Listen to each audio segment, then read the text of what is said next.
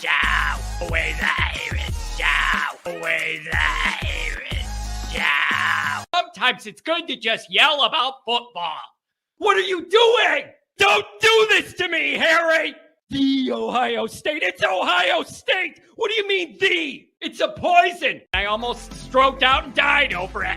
I'm glad to be at the party. I'm mad we're this late. You ain't a captain of nothing but a sinking ship!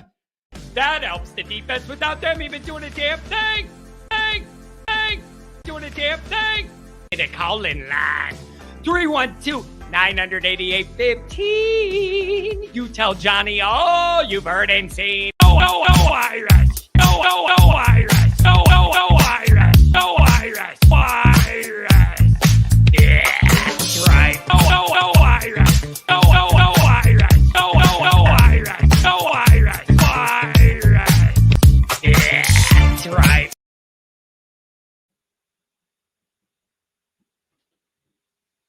Welcome in, welcome back, folks.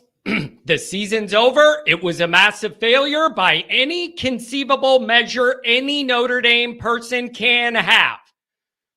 By any measure, a Notre Dame fan was entering this year ready to gauge good year, bad year. It is all a failure now. It's all a failure. You couldn't go 9-3. You had to flip the big marquee 3 from 1-2 to 2-1. All of that. You didn't do any of it. This year's a failure. Hartman coming in here as the savior is a failure. Whatever the offensive plans are is a failure. Parker, failure. Half the offensive line, failure. Wide receivers, failure. Fail fest. Fail fest. And I got good news for you, though. I got good news. The good news is now it's all over. Now the body's dead, but it's just still warm. It's all over. There ain't no questions. Now the calculus has changed. Now the calculus is, where are we not good enough? Those parts gotta go. It's all changed now. You're not playing for anything anymore. I got my Camping World stuff ready. I got my Scooby-Doo sleeping bag ready for the Camping World ball. Whatever. None of it matters. Who cares? None of it matters. Who cares? Now the calculus has changed. There's parts of this team that are competitive. There's others that aren't. Now it's all a matter of who is helping us get better and who is holding us back. Take notes, and you got to get rid of everything that ain't working, starting with this offense. All of it. Anything to do with it. Dead, done, go away. It's over. It's terrible. It's not one person to blame. It's all of it. You want to blame the quarterback 60 or go for it. You want to blame the receivers, go for it. You want to blame the line, go for it. You want to blame the play caller, go for it. It's all out there for you. Pick a shot. It's all out there for you. So, welcome in. Thanks for being here. Subscribe on YouTube. All the other stuff I'm not in the mood to say. Patreon, watch me yell some more. Patreon.com/alwaysirish. I'll yell a lot. If you want it, you can get it. Subscribe, Instagram, whatever. Find my stuff. I ain't in the mood for the promo and all that. I got a bunch of callers lined up, a bunch of donations. Pat's got to get in here and then go be a real person with a family and live a normal life. So let's let him yell for a minute. And I'm going to line up all these super chats and give the phones to the callers. But the good news is it's over. 765, Donnie, I got you. I owe you one. That's the good news. Now there's no debating good year, bad year. That's all over. This is progress because now you could just say who's holding us back, who's helping us get forward. It's that simple. Had to have this one. I think the last way you put that, if you go back to the start of this season, I said Notre Dame will finish 9-3.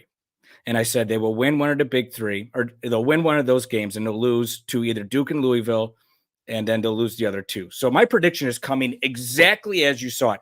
But the way you finished that of now we can identify who's holding us back is exactly what this is. I am never a guy who says we need to fire a coach after 1 year. Parker needs to go. There is no excuse for this offense. If Sam Hartman is supposed to be your guy, if Chancey Stuckey is supposed to be a great wide receiver coach, if your offensive line is supposed to be good, Estime is supposed to run the ball. I'm done.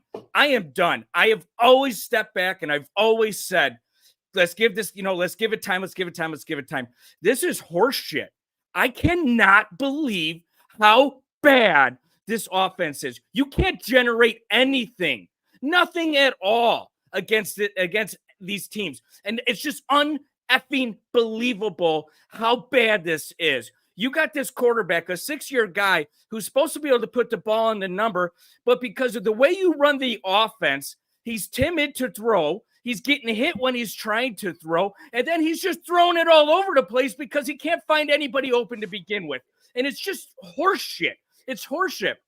I bet you Sam Hartman would have had a better year if he stayed at Wake Forest or he went to Alabama instead of coming to Notre Dame and playing this offense. This team has regressed offensively. I've never seen anything like it. And the biggest reason I want Parker's ass gone is because of his goddamn personnel decisions. What the hell is that? You put Payne in to block a third down one more time. It's every goddamn block. Estimate's running the effing ball, and then you take him out for 2 carries. What is that shit? Can you tell your daughter I said happy birthday, please, later? But I gotta go. That was it. I needed to get that out. That's beautiful. No, you did it. That's it. You gotta walk off on that. Birthday. She's 10. Thanks, everybody. See you later. Go before you stroke out. Go. Bye. Unbelievable. You never know what you're going to get here, folks, but you know it's going to be real emotion. You never know what you're going to get. All right, let me get through this. I'm glad I did that just because I'm not the one losing my mind. It feels good. And if you're wondering why I'm not totally stroking out about this one, this loss is different, man. This isn't your first loss. This isn't your second one that knocks you out of playoff contention.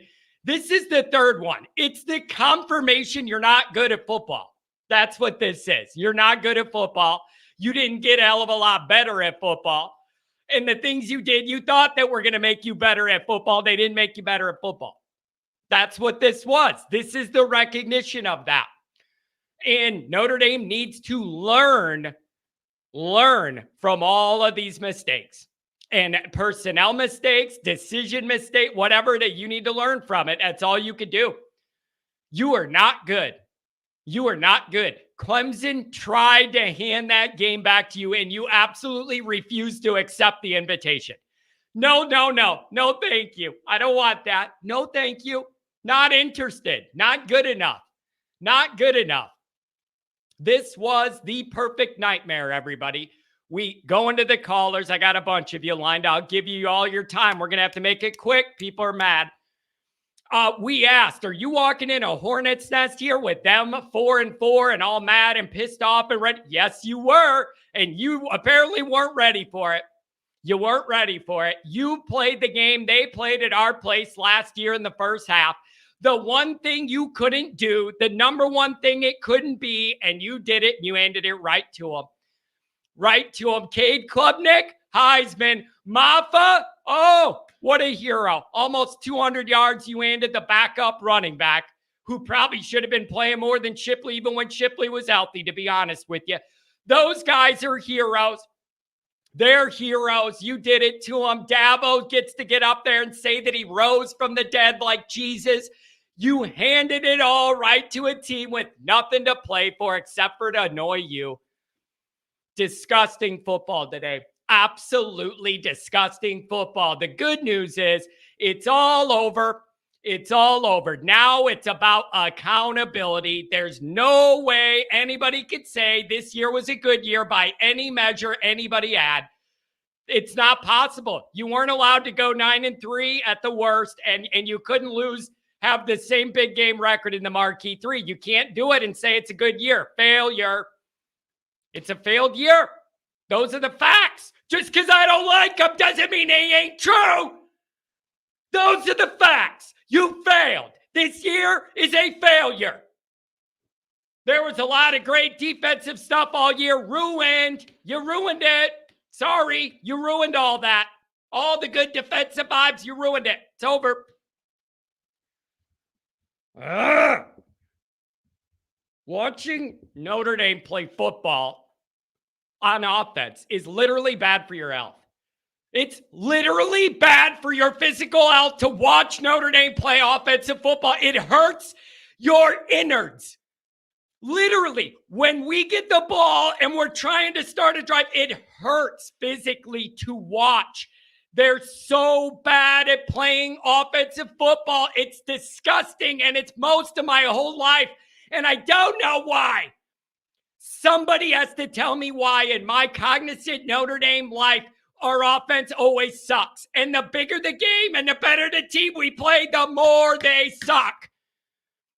Notre Dame has never in my lifetime of cognizance had an offense where if we're going against a good defense, our good offense pushes them, competes with them. That's never happened. That's never happened. Every time this scenario happens, you're hanging on for dear life for the defense to do everything, bro. Notre Dame's offenses have sucked my entire life, and I'm over it. Figure it out. $10 holler from Michael Graves. With me and Pat's blood pressure, we're going to need to order 2 of them. I don't want to give any more energy for a reaction. I'm just disappointed. Very mature by you. Crying belly, Sammy Eisman, inaccurate for 8 games now. Told you all offseason this is who he is, was called a troll. Let's move on to somebody else at QB. We're building towards nothing. You definitely are now. You got 2 games left. Angeli, you want one? Kenny, you want one? Go for it. We'll see what we have. What are you going to tell me? Is somebody going to write in there? John, you can't do that because we can't afford to lose anymore. You're telling me the offense could be worse than it is today with Angeli or Minchie? How much worse can it get? How much more ineffective can an offense be? $5 holler from Michael, not Ronald Reagan. A pathetic showing. Parker cannot be in charge of the offense next game, much less next season. Season's a failure, 100%. I'm writing down the people who put their numbers with the chat so I could get to you first, by the way. I got 765, 914, 601. Unbelievable. Something's got to end. It just can't be. Tom Chris, $20 holler. Wife said and we are just an embarrassment. Only thing to look forward to now is the always Irish tailgate next year. Well, we're going to have one, and the Miller Lite will be cold, even if the team has no offense. And I miss you guys. Your wife is lovely, by the way. All right. We got a boatload of calls, so we're going to have to go quick. Main points, keep it moving. Donators move to the front. 765, you're first up. What's going on? Hey, John. Dude, I hate to be the first caller all the time when we have these losses. This isn't right. You know what, hey, man? I'm struggling. This is so bad. This is just awful, man. Where do you even begin? I don't know. I thought they had it figured out a little bit last week, but they didn't. They didn't. And I agree with you. I don't understand this offense. You know, in the off season, in the dog days of summer, we were like, who's going to be able to stop Hartman? If they load the box, you're going to flip it right over the top. If they have it wide open, hand it off to Estime, boom. Did I hear that right? Estime only had 3 carries in the second half after having 108 yards in the first half. Dude, I can't. You played the game you couldn't play, man. You played the game you couldn't play. It was just set up for this to be this way, man. Like all of it. I just don't understand so many things that Notre Dame is. I can't Where do you even start with the blame, man? Are you starting with Hartman, the wide receivers, the play calling, the defense missed tackles, special teams mistakes? Where are you starting? I say we start with Parker. Here's what I would do. I would bench Hartman, tell him you're going to play the first half of the Wake Forest game, senior night, your ex-team. You're out of there at halftime. We're going in a different direction. I bought the Kool-Aid. I drank so much Kool-Aid over Hartman in the summertime. I really thought when we were at the NIL thing in Crown Point, I went up to Hartman. I asked him, I said, dude, just do me three little things, 3 little favors. Number 1, beat Ohio State. Number 2, don't lose any stupid games that we shouldn't lose. And number 3, don't get hurt. And we were at that Central Michigan game, and I thought, okay, all 3 of them are going to come true when he had his knee bent back, his leg bent back. Yep. Thank God he's healthy and everything, but we got to move on, dude. We got to build this program up. Yeah. Man, you got it now. You got to take serious account. Like, this was it, man. This is you totally fallen under the underwater and like, there's no debating on where it's not good enough. Like, it's not good enough. So now the calculation changes to me, man. It all has to change. This is unacceptable. You might as well, John, you might as well start one of the other quarterbacks. You might as well. We're going to get in the Blue Bonnet Bowl anyway. Yep. I know that's old time. A lot of guys don't even know what the Blue Bonnet Bowl is, but hey, we're not going anywhere this year. Another year down the toilet. But the thing, I'm lucky. I'm 59. I saw Holtz. I saw some of the good stuff in Notre Dame. Yeah. I saw Era, back in the day. And John, I'm going to let you go. I know you got tons of calls. I'm going to let you go. I'm going to be short. Last week was my fault. We were on a fishing trip. We were doing some muskie fishing. We had a great time. Caught 8 muskie. It was awesome. It was great. It was my fault. I couldn't get on the line. Oh, but that's so you don't owe me anything. Hey, man. But we had a great time, and then we taped the game, and we come back and watch the game, and we were going nuts. It was fun.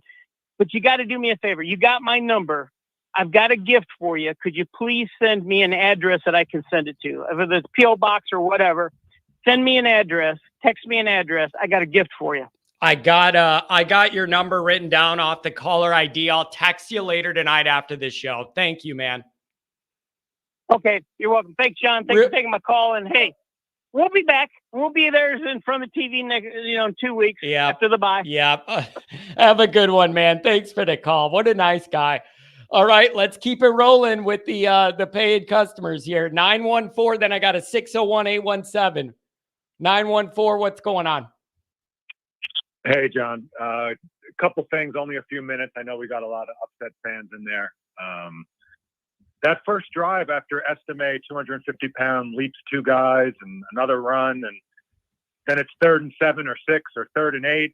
And it's like they were playing for the field goal. It reminds me of that Duke highlight video when they're driving and you hear the coaches going, we only need a field goal, only need a field goal. It just shows you go into Death Valley, you get the ball first, you're driving, it's 3rd down, and then you play to get 5 yards or you play to get 3 or 4 yards. Obviously, you can get a first down with a run. You can get 100 yards with a run. But I'm more talking about percentages. And I was like, do they know they have a whole game to play? What do they expect to always get in this position and have multiple opportunities to just do this? You're on Clemson side of the field. Let's run a slant, do something. High percentage chance to get the first down so we can score. Speaking of a slant, it's just Clemson pretty much ran draws or slants all game, and we had a hard time handling it. They ran like the same. That was it for most of the game. It's just I can't handle it. It's just a weird. It's a weird mentality there. And then the second thing, the announcers were annoying me because they were saying, and this is in the 4th quarter, oh, it's tough for Notre Dame to get stuff started. They're backed up. It doesn't matter if you start from the 10. It matters if you start from the 2 or 3 because of a safety. Yeah. But if you start from the 12 or the 9 or the 10, you still have to get multiple first downs. If you start from the 35 or 25 or 40 or even midfield, you still have to get multiple first downs. It's a moot point. It doesn't matter. The offense wasn't getting multiple first downs. It seems like we recruited D2 players and everyone else has D1 players. It doesn't make any sense. And then the last thing I'm going to say, the last point I want to make is, if I had a company and the first month someone is not performing well at their job, and then another 2 months goes by and they're still loading the box and they're still playing high school offensive schemes, I would go to them and be like, your time is done here. There has to be some sort of on-the-job learning. There is no measurable progress with the play calling. I can understand in September, arguably early October, but it seems like Parker, after the game, goes to a prison cell, someone slides him the food, and then he has no contact with the outside world, and then he comes out in the play calling box for the game, and it's just rinse and repeat. I almost think that something might be wrong with him. Like honestly, there has to be like, if I make a mistake 8 times at work and then I keep on making it, and it's the 15th time, someone's going to fire me, and then they're going to say, here's a psychologist number to check out what's wrong with you. Yeah. Like that. Man, it's that's right. It couldn't be this today. Like, it was too important of a moment. There was too much on the line to roll that out there in this moment in this game. And it was predictable. Everybody talked about this being possible. You're walking in a hornet's nest, and if you mess around, you're in for a long day. It's exactly what happened. We played the game you could not play in this moment, and it was perfect. Every single thing, man. Defense missed tackles.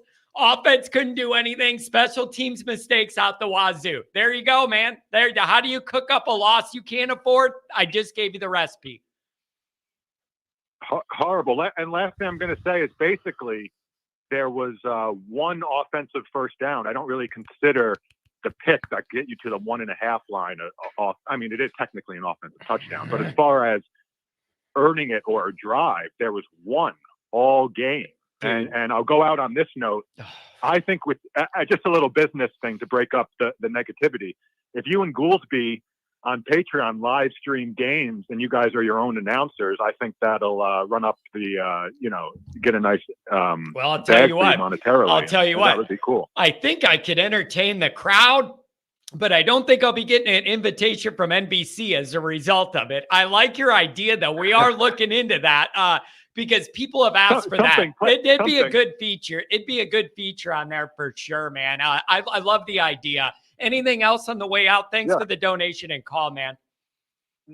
Like you said, if I have a date next in 2 Saturdays from now, I don't have to tell the woman I want to watch the Notre Dame game. Although I do want to watch it, but it's not dire. So that's the only good news. Yep, you can kind of move on with your life. Yep, it's pretty sad, man. And in a similar vein, as I let you go, it hurts me that this loss doesn't hurt me as bad as the first two, because that's a bad sign. It means that you're already not playing for your goal, and it hurts less to realize you're not reaching it.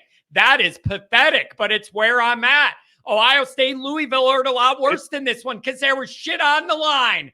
This is just reaffirmation you're not good. Yeah, exactly. And in the fourth quarter, after the third punt in a row, I was speaking to my father, and we just came to the conclusion, like, they don't, and especially after the fumble, and they don't deserve it. They don't deserve a New Year's Six. You have to be able to be a caliber team to deserve to be where you are. As a fan, I want them to go to the playoffs, but that's just, they don't deserve it. You can't just, you should want what you deserve. And if you're close, then you might get lucky in the rankings, but they don't deserve. They'll go to the Pinstripe Bowl. Oh, yeah. Can't play wait. December 28th. Yeah. And hopefully they win that bowl, though. We need bowl wins. If we really get down to it, the AD went with an internal hire. He didn't hire externally with the expensive or the proper OC. And he said, Marcus, who do you got? And Marcus hired his boy. That, it's not all Marcus's fault. It's obviously not Parker's fault for taking the job. Yeah. But, it's not working out. Yeah. It's not good enough. I just don't understand how a 40-plus-year-old man doesn't improve after 2+ months. It's a sign. It's a sign. It's certainly a sign. Exactly. That's my biggest complaint. Man, but continue the show, enjoy the show, and we'll talk. Thank you for the call, my friend. Good points. Thanks a Yep. lot. And thanks for the idea on the show there. I like that. All right, let's keep breezing. I like this pace. There's a lot of people. I'll just keep going through them, give you guys your say. But the one thing that stands out to me, I got 601 next. Anybody else who donated, if I haven't got to you, put your 3-digit number and I'll make sure I'll pop you up next. Okay, I got 601 coming up. The big thing to me is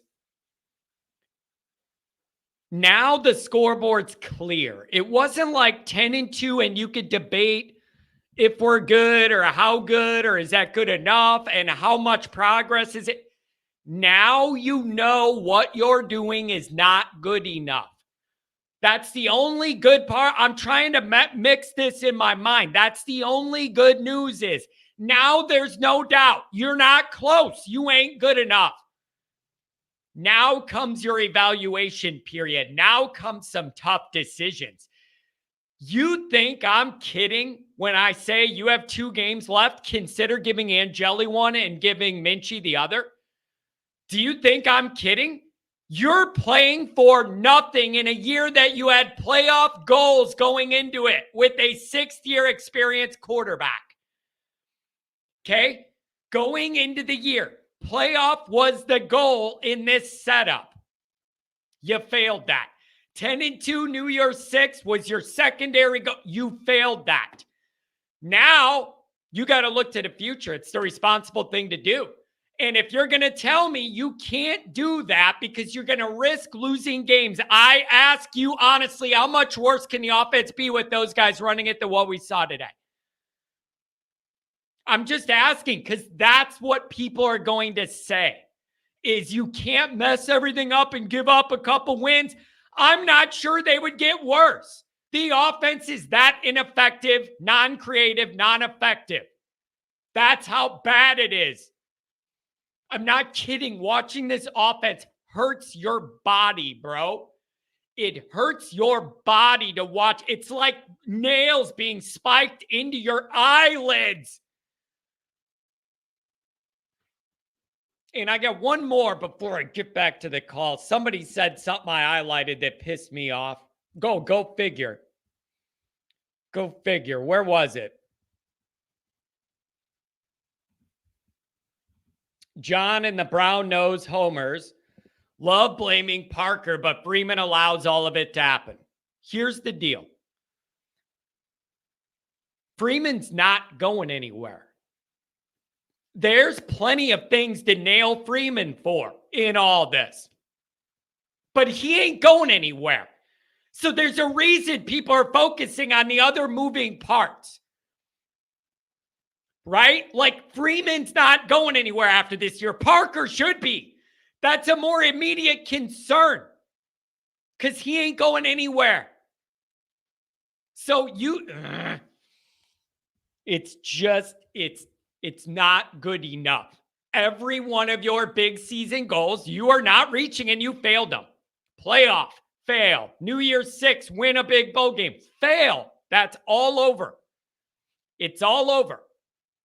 And so now you got to figure out what comes next. I am not interested in running Sam Hartman out there to run a half-ass offense and go 9-3 and win a bowl game where 14 people are there and on a work day in late cold December, folks. I don't give a shit. This is Notre Dame. That is not the point. This is Notre Dame. That can't be good enough. It can't be. It just can't be. 601, we are not having fun. What's going on? Hey, John. Can't wait to go back to work again and get made fun of for 100 time, but I'm Notre Dame fan all my life, ride or die. I was going to say, we should all be used to that by now, right? Yeah. I really just want to emphasize what the first caller said about Sam Hartman. I mean, just looking at what Sam Hartman did, less than 50% completion rating, under 150 passing yards, no passing touchdowns, 3 interceptions, one of them for being a pick six. He has not been playing good lately. I feel like he needs to be held accountable, man. I think when you start looking to the future and looking to the guys we have next and give them some playing time over Sam. Now, wait, follow me here, man. I got an idea. Maybe everybody can win in this. Maybe you go to Hartman and say, hey, man, we're in a rough spot in the year now. I got to find out what I got with these younger guys. And we're going to protect you for the NFL or whatever, sit out or whatever and get ready for that. And we need to see what we have for these younger guys. I am not kidding when I say give Minchie a game to run everything, give Angeli a game, and we'll see where we're at to help us evaluate next year. This year is over. Anything anybody cares about is over. You're not playing for anything anymore. Your year is a failure. You got to figure out what comes next. Yeah, that's a great idea. And here's the thing: I like Sam Hartman. I liked him. I liked he came to Notre Dame. I like what he's done, especially early in the season. I was rooting for him, but I mean, you got to hold him accountable, man. And I wish him the best in his career, whatever he goes on to do. But we're here to win football games, so we're here to get the playoffs. And I mean, our season went from let's get to the playoff and play for a national championship. That ain't work. Let's get to New Year's Six Bowl. Nope. Now we're here, and it's just. I mean, I guess you can look forward to finishing the season 10-3, win some whatever bowl game. I guess that's better than 9-4, but that's just such a disappointment. I mean, it's just frustrating. I'm so tired of this, and my eyes are on Marcus Freeman and what is he going to do? How is he going to address this loss? He's got some very big decisions to make this offseason. Like when I say big decisions, I'm talking about decisions that could ultimately shape how he's perceived as a head coach, not only just at Notre Dame, but for the rest of his career. I understand he is a defensive head coach. That is fine. You need to make sure that the offensive side is in the hands of somebody capable with experience, though, if that's your deal. We didn't go that route for a lot of reasons. Not all of them Freeman's fault, by the way, for a lot of reasons. We learned that didn't work, and now I need a new freaking plan, okay? Is that crystal clear to everybody, or am I out on a limb on that? This ain't working. We're getting worse, not better. We have 2 games left. We're getting worse, not better. Something's wrong. Yeah, this is going downhill pretty fast. I mean, I think that's the plan moving forward, dude. I think get some experience for the QBs we got so we can know where they're at and we can trust them more to start next year. Man, it sucks. It sucks a lot. Audric Esime had a great game. Oh, fantastic. I know he didn't get the ball as much. Yeah, man. Yeah. I thought, hey, look at this. First drive of the game, Estime's hurdling people in them white pants. This is going to be our day. Psych my mind, bro. Psych my own mind for thinking I'm an idiot for even believing that Notre Dame would be able to be normal and put together a good game with a lot of stuff on the line and be able to look normal and have an offense from the real world. Where do I get off thinking that could happen? What an idiot. Yeah, and I mean, in the second half, when it was time to throw the ball and get some points on the board to close the spread and try to win the football game, I understand Audric Esime didn't run the ball as much as to be expected. But, dude, I mean, you got a check down guy. I mean, I don't know what the hell Sam Hartman was doing. He was just throwing horrible passes. I mean, it's time to go, dude. It's time to score points. We brought you to Notre Dame for a reason. This is that time to shine, and he failed. He failed bad. Does Hartman look a little off to you? Do those throws not look like they have anything on them anymore? And it's a little, I don't want to say lackadaisical, but something just doesn't look put together right. Something's going wrong. And I'm not smart enough to know all of why or what. But I know that it doesn't look good. I mean, look, I'm not a QB mentality kind of guy. I don't know all the X's and O's for QBs, but I know when a QB makes a bad play, and he's making a whole lot of bad plays. I mean, bad. He played horrible, real bad. And it wasn't just today. It's been several games now. He's not been playing good, and it's shown. I don't know what's in his head. I don't know if he's rattled or I don't know, dude. I don't know. It's just one last. Yeah. Go ahead. Go ahead. I'm sorry. Last point. I just want to call out Jared Parker. I just don't like him. I don't.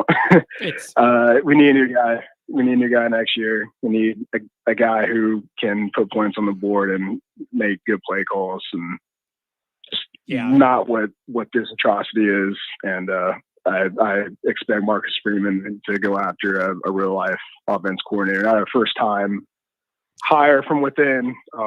I mean, that's the recipe for disaster right there. Yeah, second year, first time head coach, listen, first time. In Freeman's defense, he tried to hire that. His number one choice was a guy with decades of experience, and also a guy who had a history of beating your biggest rival multiple times in the same year. Like, I am not acting for a second like Freeman the idea was to go hire a first-time guy. He tried to get a guy he was comfortable with experience, and it didn't work out for a lot of reasons.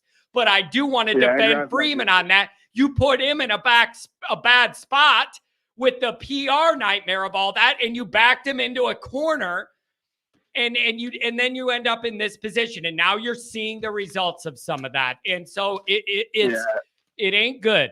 It ain't good.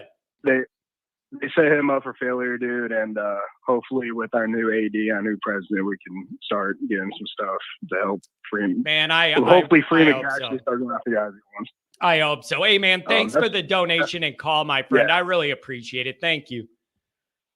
Sir, have a good night. Have a good one.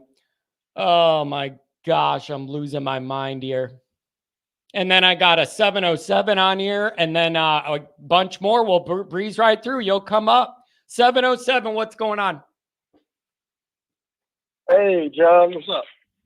Can you hear me? Nothing good. Nothing good. Notre Dame's not good at football. And what?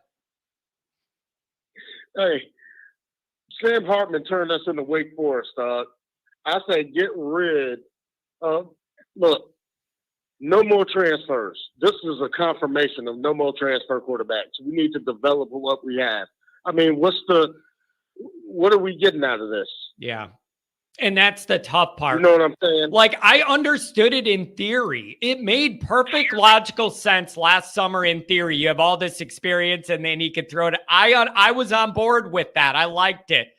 Now you got me. I'm thinking of it like you are now. Like, dude, I'm almost done going down this path. Can we home develop a guy, home cook it our way, and do it the normal way? I don't know, man, because this ain't good enough. It's not what anybody signed up for. It's not what anybody signed up for. Right.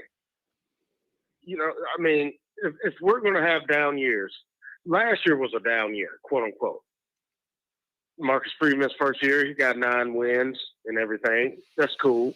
If we get 10 wins this season, that would be a marked improvement. Yeah. But what do we have to lose at this point? You might as well put Steve Angeli in for the next 2 games. Yep.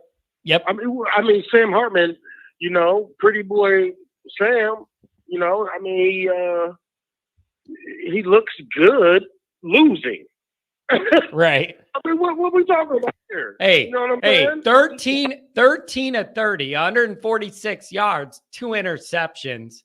That's a rough day at the office, man. In a big game and a big moment as a 6-year dude. I know it's not all his fault, but that's a rough day at the office. John, this dude was given the ball again for another shot to be the Notre Dame legend to come back and win this game, and he jacked it off again. Yep. I don't know what's going on, but I mean, we are who we are. Going to the pinstripe, blue bonnet, butter bowl, toilet bowl. Can't wait. Might as well put in Steve Angeli or Kenny Minchie. But you know what I'm saying? But the argument against that would be you can't afford to lose any more games. I am not convinced the offense would be worse with those guys right now. That is my honest response to that. And then you're getting some development. You're going to be able to evaluate those guys. I am not sure the offense could be worse than it was today just because Angeli or Minchie's running it. I'm serious. I am. Oh, I understand. I get it. Man. But what are we playing for at this point, man? You know what I'm saying? I'm just, and I will agree with you. I am not as upset with this win as I was with the Ohio State loss. Or, I mean, Loss. upset with the loss. Yeah, and that is pathetic, man. Dude, that makes think of where I'm at, man. My mind is twisted so backwards with this Notre Dame stuff. I'm upset that I'm not more upset. Because if I was more upset, it would be because we just got knocked out of the playoff by this game against Clemson or something. I'm mad that I'm not more upset because we're down so bad that not even that much was on the line and we couldn't even do that. It's layers of this stuff, and it's one layer of bad on bad and another layer of bad. Yeah. I mean, look. Now, here's what I'm just the offensive coordinator. This was a total team loss. Yep. Total. Yes. A total team loss. Yep. Both the offensive coordinator had a bad game plan, didn't make adjustments. The defensive coordinator, which I am really surprised about the defense. We were getting gashed. And this was I've never seen. Mappa for Eisman. Mappa for Eisman. That. Unbelievable. Almost 200 yards for that guy. Mappa, man. He was waiting for his big moment. He was waiting for his big moment. He got it. Clown in Notre Dame. It was just, I was very perplexed about the play calling on both sides of the ball. And they were depleted. They went into this game. Yep. I think they were missing two offensive linemen. They were switching linemen position to position. They were missing, I think before the game, they showed like 10 key starters out or something like that. You know what I'm saying? They have multiple O-linemen. They have multiple O-linemen out, and then they pounded you in the run game all day. Make it make sense. The tackling was bad. The tackling was really bad a lot of the part of the day. It was one of those games you could not have. It was the game you couldn't play in the environment it couldn't be, and you let it all happen. You let it all happen. It was everything it couldn't be today. You let it be. And I can't get over that. I will not forgive it. And I need changes. It's not good enough by any measure of anybody connected with Notre Dame. Fan, player, whatever. It's not good enough. Now I need to figure out why and get rid of it. Change it. Maybe Al Golden got a little pissed off at what Marcus Freeman said during the week as far as Mickens being a good defensive coordinator or something. Maybe he was like, okay. If that's the case, then I won't make any. I don't know what's going on with that whole situation because they went into halftime, came back out, and they didn't do. I didn't see any adjustments. This dude was not getting harassed. He was.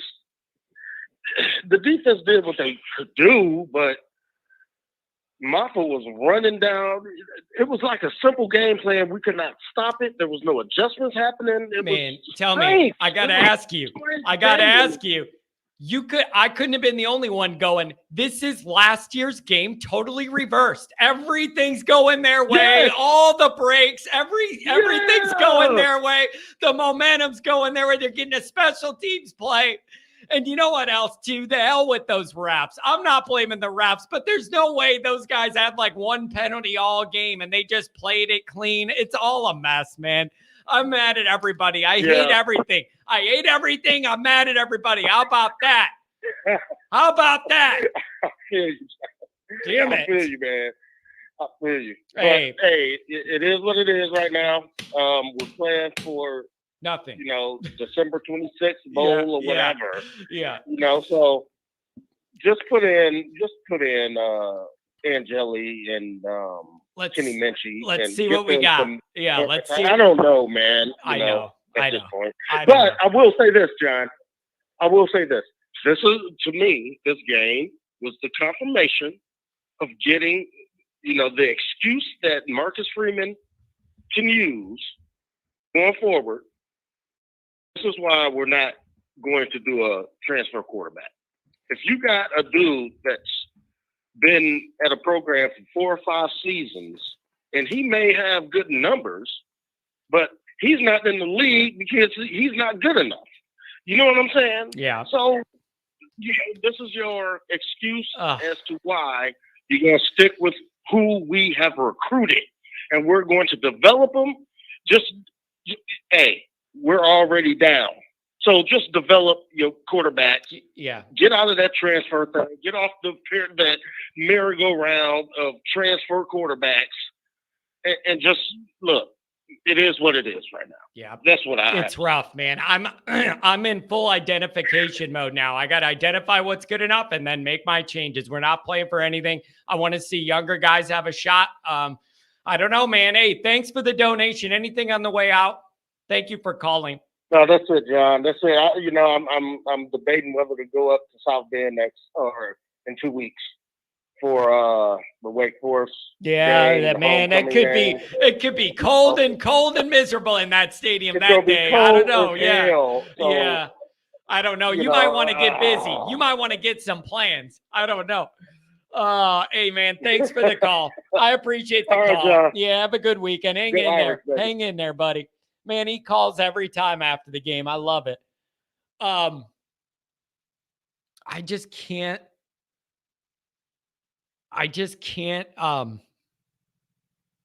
Notre Dame just can't put it all together, you guys. They just can't put it all together and keep it together. Is Freeman doing a good enough job in your opinion, John? Really good question. I think you would argue that he's trying to fight through some stuff and some of his decisions are backfired and they're not working out.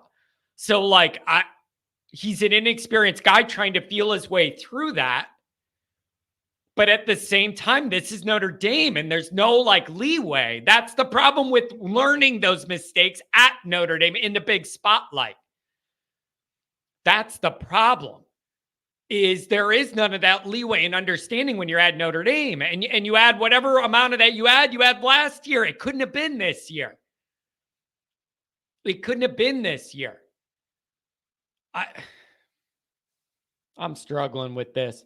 419, if I can hit the button. 419, you're on the line. What's going on? No, just sitting here. I think this hurts as much as Louisville because it feels like under Freeman now we're just getting worse as far as on the field. And that's what I'm struggling with. And all right. So I was thinking about this because how bad this was. What about when we were going, Notre Dame played great against USC and we're all up and you beat the shit out of your rival and all that. Now are we going to say that was just because USC's still bad? That's what I struggle with. What's the reality as high as we were after that one, what you did to them. And now is the reality that you're in the middle. You're not exceptionally good and you're not terrible. That's what I struggle with, how that reality shifted. Yeah, it's just the highs are so high, the lows are so low. Yeah. And it's just inconsistency. And it's and after the Louisville, you're just getting over that, thinking maybe they've got the ball rolling, and then, to do this again twice, in the same season, Mark. year two. Mark, it couldn't be this, man. It couldn't be this today. Of all the things it could have been, you played the one game you couldn't play. The way you played is the one thing you couldn't do today. You literally inversed last year's Clemson game. It was right there for you as a risk. The biggest risk in the world was for this all to flip at their place, and the whole dynamics are backwards. It was the warning signs were there. You just had to make sure you didn't play that exact game, and we did. We played that exact game. It's so Notre Dame. I hate myself. Yeah, I mean, I think love I you, though. coined him I love poop you, though, stain. Mark. I don't mean to yell at you. I love you. I'm just mad at the situation. I coined him Poop Stain Parker over a month ago, and he's, has there ever been a bigger disparity between the offense and defense? Dude. I mean, I can't imagine there's ever been. Can I ask you a question? Can I ask you a question? I don't know the answer. I got to ask. Why can't Notre Dame have good offenses? I'm genuinely asking. I don't know. I want to ask someone. Why can't Notre Dame have functional, normal, good, effective, modern offense? This is Notre freaking Dame, and we have run out offenses that just can't compete. Why? Why? That, and I was telling my wife, I'm like, why does it always feel like I'm watching a quarterback that I can't wait until he's gone? Like over and over again. And, here we are. Like, I cannot wait till Hartman's gone. He's a great guy. All that and everything. This wasn't supposed to be this. It wasn't supposed to be this. And look at where we are. Like, this was the one that was supposed to be built different and feel different. And look where we're at, man. Here we are. Oh. Well, I think this is the nail in Parker's coffin, because I was looking at estimate first half, 14 carries, 82 yards. He had 3 carries for 5 yards in the second half. I mean, make it make sense. The defense, they gave him 6 drives to tie the game up. Shut him down in the second half. 6 chances. You can't do anything. And I don't think Al Golden's going to be sticking around for this shit, because this defense gets hung out to dry. To me, the number one priority is making him one of the highest paid assistants, get a real OC. I feel like maybe this gives Freeman some leverage now that, you get what you pay for. Man, I'm worried about everything. The players, the fan base. Pat didn't sound so good. Pat's a mess. Oh, Pat's lost it. He's lost it. And now he's got to be put on a smile and go do kid stuff for his 10-year-old's birthday. But he was like, I got to get on and let some stuff rip. I said, go for it. Dude, it couldn't be this. This year could not be like this and then sell me on trajectory straight upwards and all that. Like, there are some parts of that I could see, but not enough overall. This year's a failure, and it's really hurtful. It's hurtful. Yeah. It's a failure. It's just an objective we're in failure. The same position. What are we doing next year? It's the same. So shut the damn QB portal down. Take your bumps with whoever, and at least there's a future. Man, you gotta change things. This is the one silver lining, Mark, is now it's crystal clear now. You're not even close to good enough, and you need to make big decisions. It's not even debatable. And so will Freeman see it that way too and do what he needs to do? I don't know, but this is not cutting it, not good enough. Anything else, my friend? I'm sorry. You sound down. I'm sorry about it. No, we all are. Thanks for taking my call. No problem, Mark. I'll talk to you on Twitter. Keep up the creativity, brother. All right. Have a good one. Oh, life as a Notre Dame fan. It just doesn't. It's just always the next thing. It's always the next thing, you guys. And there's never a period where you could feel like we're over the hump. And okay, now we're getting it's just any time in my life, a little crack of positivity with Notre Dame football comes to me. Notre Dame smacks it right out of your mouth. They will not allow you to maintain that positivity. They can't do it. They won't let you do it. Rodney, what's up, man?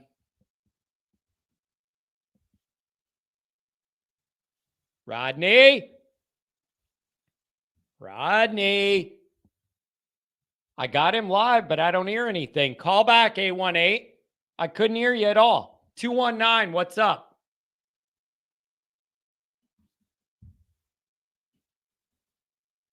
What is going on? Is there a problem with the phone lines now?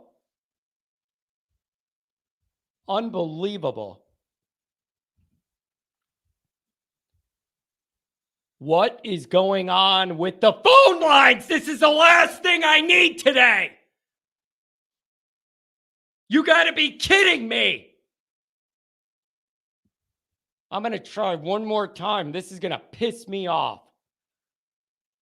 Everybody's all mad, wants to talk. Now I'm hitting live and nothing's happening.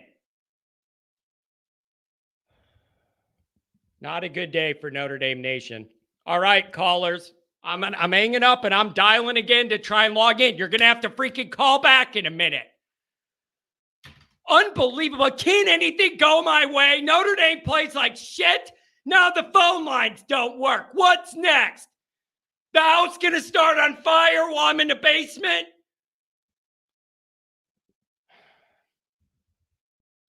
Unbelievable. Let's try this again. This is good for radio. Oh, this is real good for radio. John will sit here and dial the number and do all this like an idiot who can't run his own show. Yeah, good job, John. Awesome. Ruin everybody's time waiting. Thank you for calling Call-In Studios host and call screener line. Please enter your show or meeting number and press pound. Unbelievable.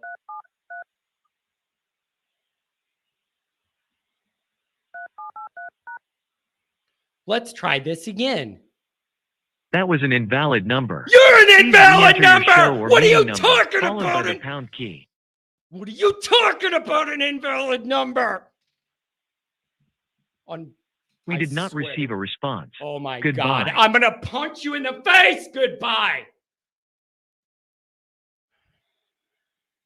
Thank you for calling Call-In Studios host and God. Bro. Enter your 6-digit PIN number. I'm not having a good day. Let's try this again. Welcome, host. You are now in the host room and can manage your callers from the Call-In Studio web interface. Okay, let's try again. See if I could actually accept the call. All the people that I screwed over, you can call back if this works. 832, are you live? I'm live. Oh How you doing, John? Dude, I swear I feel so bad for all the people I screwed. Call back and I'll put you up. I don't know what happened. I'm fighting my own phone lines. Nothing's going my way. Anyways, thanks for joining the show, man. I swear to you guys, I did not take your call on purpose. The phone line screwed up. Anyways, what's up, sir? Well, first off, it's just kind of sad. It's November 4th and we're already screwed for the season, so I'm kind of pissed off about that, obviously. Well, we were screwed. Listen, man, we were dead the first weekend of October. Your playoff dreams were over the first weekend of October. Yeah. Now, you did a good job winning them all after that, but that was not, I am not letting the bar change of what this year was supposed to be. You didn't bring Artman in here and do all this buildup to be out of the playoff race the first week of October. So I'm not letting the bar change now. It's been a failure since then. It was just a matter of how big of a failure. Now it's really big. Oh, I agree. It was really a there was two levels to this. There was the playoffs or there was the New Year's Six, right? And there was a chance that, we were going to probably get past Ohio State, where I had circled our travels were going to be USC because of what happened last year. But we definitely conquered that demon. But yeah, it was very frustrating. But going today and stuff like that, a number of things, pissed me off, obviously, with the Jared Parker situation, which everybody's airing out and stuff. Just doing all these like behind the line passes and these slants and all the stuff when it's like 3rd and 7 and 4th and, it's just crazy to me.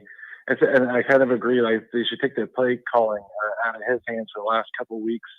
And honestly, I think we need to be thinking about the future in terms of like some of the recruiting and all that stuff and just do what we have in house and giving the play calling duties to like Dylan McCullough, because chances are we're probably going to lose him to an OC job anyway.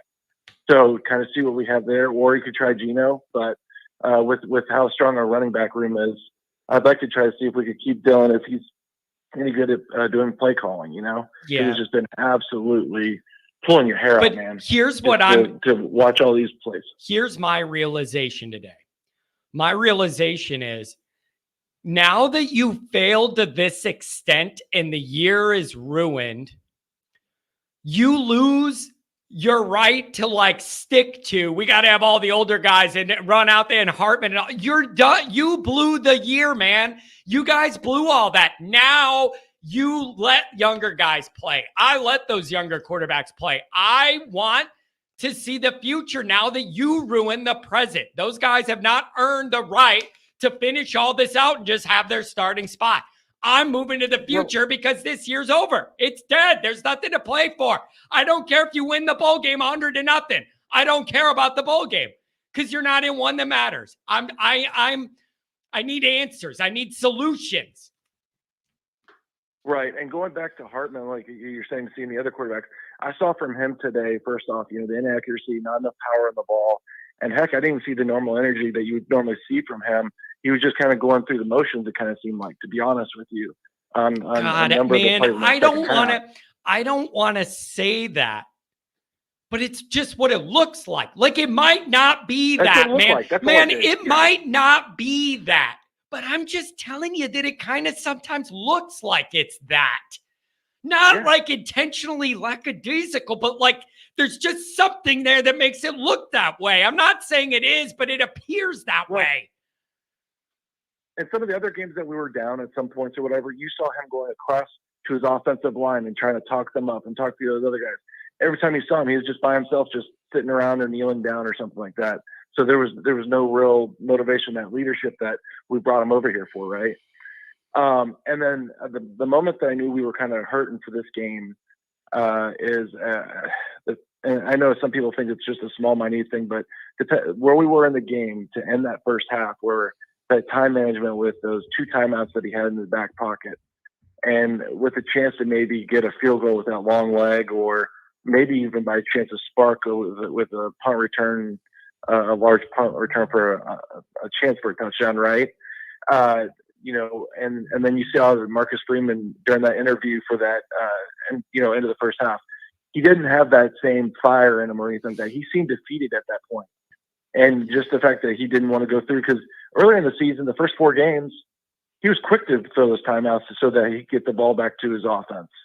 But, it was just one of those ones I'm like, this game's toast, because if your coach isn't either angry or excited or whatever, he's the one that helps drive the emotion of that team. Yeah.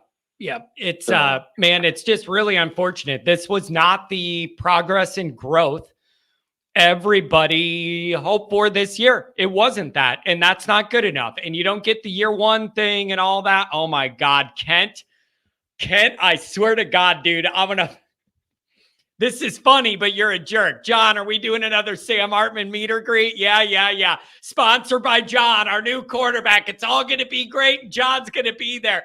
Kent, you're a jerk. You're a jerk for that. It's funny, but I'm mad at you at the same time. That's funny as hell. No, I'm done with Hartman meet and greets. That was one and done. Sorry, caller. No worries. I just, it's just sad. I definitely want to see what Angeli and Minchie kind of bring to us, because I think eventually we will lose one of them coming into camp next year. So. My argument is you got to get good evaluations on Minchie and Angeli, and I am not being sarcastic when I say how much worse could the offense run with those 2 guys in the last 2 games. I genuinely don't know. I don't know, man. I just know I don't have all the answers, but I can identify the problems. They get paid to figure out the answers, but I can tell you the problems, man. There's a lot of them. So I don't know where you go from here. It's going to be a long bye week with a lot of misery and ugly articles and podcasts and YouTube shows for everybody. Not what you wanted. No, not at all. And I believe that they'll still, even though we're all, I think we're all in agreement that we should do transfer. We should do what we have in house. They're probably going to end up pulling the transfer anyway. Man, this is something's got to end this offensive cycle of suck, and I just don't know what it is, but it ain't going to be Parker. I know that. Anything else, my friend? Thanks for the call today. Yeah, no problem. Thanks for taking my call. I know I don't have anything else. Thanks for being a listening ear there, because it's been absolutely frustrating couple hours. Yeah, no problem, man. I like being here and giving you guys a voice, even if I yell enough to lose mine. Thanks again, man. Have a good weekend. Don't let football ruin your life. Let's see if I can take Rodney now, since I screwed him earlier.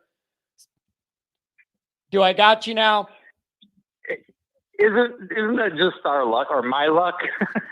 Dude, I heard it beep, and then I'm like, you didn't say anything, so it just beep. I'm like, no, I said hello. But you weren't saying anything. I'm yelling. I'm going, Rodney, I already skipped you on accident. I'm like, I'm talking. Nothing happened. Nothing's going our way, Rodney. Nothing's going our way. It just so figures, man. It's so on par with everything. It's like I did laugh. I laughed because I was pissed. I'm like, oh, of course. And then I just started laughing. I'm like, of course, because I saw you get upset. Yeah. Because, there's a 7-second delay. So I'm seeing what's happening to me. And then it's like, oh, of course that happened. I'm like, fine, I'll call. If I didn't laugh, I cried, John. What do you want me to do here, right? Dude, it's just bad. This is a really rough. Oh, and by the way, it's so bad. Oh, John, here's another thing we can laugh at. Oh, by the way, Kent, that's good, man. Yeah. I got to give you props on that one, because that's like Aaron Rodgers saying, I own you to the Bears. And like I said that 2 years before. It's like, I got to give you that. I know that's funny, man. I can't even be mad at Kent. He hurt my feelings, but he's right. That's actually good. He's that's right. Good. No, like that's good. That's good, he man. knows it hurts me so much inside, but he knew that I was going to laugh at it too, because even if it makes me miserable, I gotta recognize that was a good burn. Kent, you jerk! So good, you absolute jerk! Damn it! Damn it! Out of Michigan, okay? Oh, we life. got to be spoilers now. That's the only satisfaction, man. Just come on, Ohio State, beat the hell out of Michigan, because I have no faith in Penn State. They'll find a way to blow it. It'll probably go to the end, and they'll blow it. But damn it, Ohio State beat Penn State, or Ohio State beat Michigan. I can't even talk. I can't get my team straight. Okay, John, I gotta say also, third thing that made me laugh. Oh my God, Pat's rant. Purple face Kelly. It looked like purple face Brian Kelly. It was great. Yep. But I believe everything he said was right on par. It was right. Okay, man. Okay, dude. Here's my thing as far as Hartman goes. I think now that after calming down for a couple of days, we know what we want, but what's probably going to happen is this: if Sam Hartman agrees to play in the bowl game, whatever that one that is, we get the Poop Deck Pappy, Papa John's Bowl or whatever it is. Then I think you got to play Hartman next 2 weeks. But that doesn't mean maybe you sit him out for a quarter. I don't know, but you probably have to then start him. If he says he's not going to play, then you absolutely go to probably Angeli or Minchie or both. At this point, don't you think that's fair? But do you lead him down that path? Like do you have that discussion with Hartman where you go, buddy, son of a, now the music's playing on my other screen. Something's going to get broken. Something's going to get broken.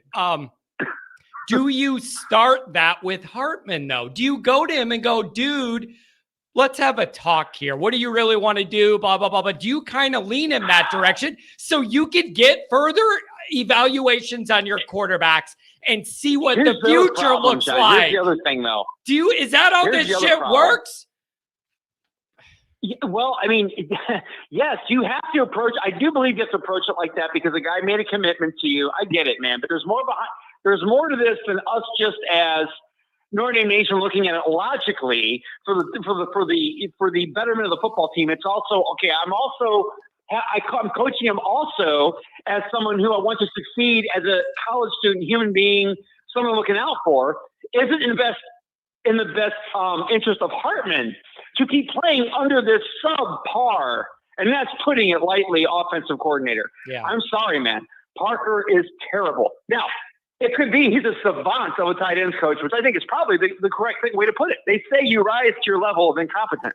Yeah. No offense, man. Yeah. No, that makes a lot of sense. I think what happened, John. Rodney, he didn't ask for that job. Yeah. He didn't even ask for that job. No, I can't even blame him. I can't even blame Parker To be necessarily because he didn't say, I want this job. I think I'm the best guy. He didn't do that. There was a reason. I think Freeman felt like he was given an opportunity to be a head coach, and he was blessed for that. And I think he felt like he needed to do that for someone else. God bless him. It didn't work. Yeah. Fine. Okay. Swing and a miss. No problem. The guy's probably the best tight ends coach in the country, to be fair. He probably is. I mean, I think that's fair. Go back to doing that, man. We need you there. We need you, man. I mean, not everybody's made out to call plays. Hell, I couldn't do it. I don't care how much I wouldn't be able to do it, man. No shame in that. You are a fantastic tight ends coach. That's your thing. Yeah. We have to get, and so I don't know, John, if this is on Hartman or not. I don't know.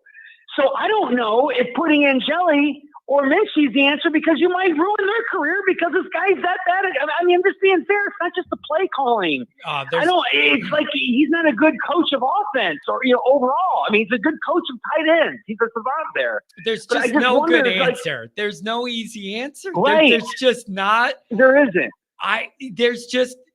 There's no easy way out. I just know it's just not good enough. It's just not good enough.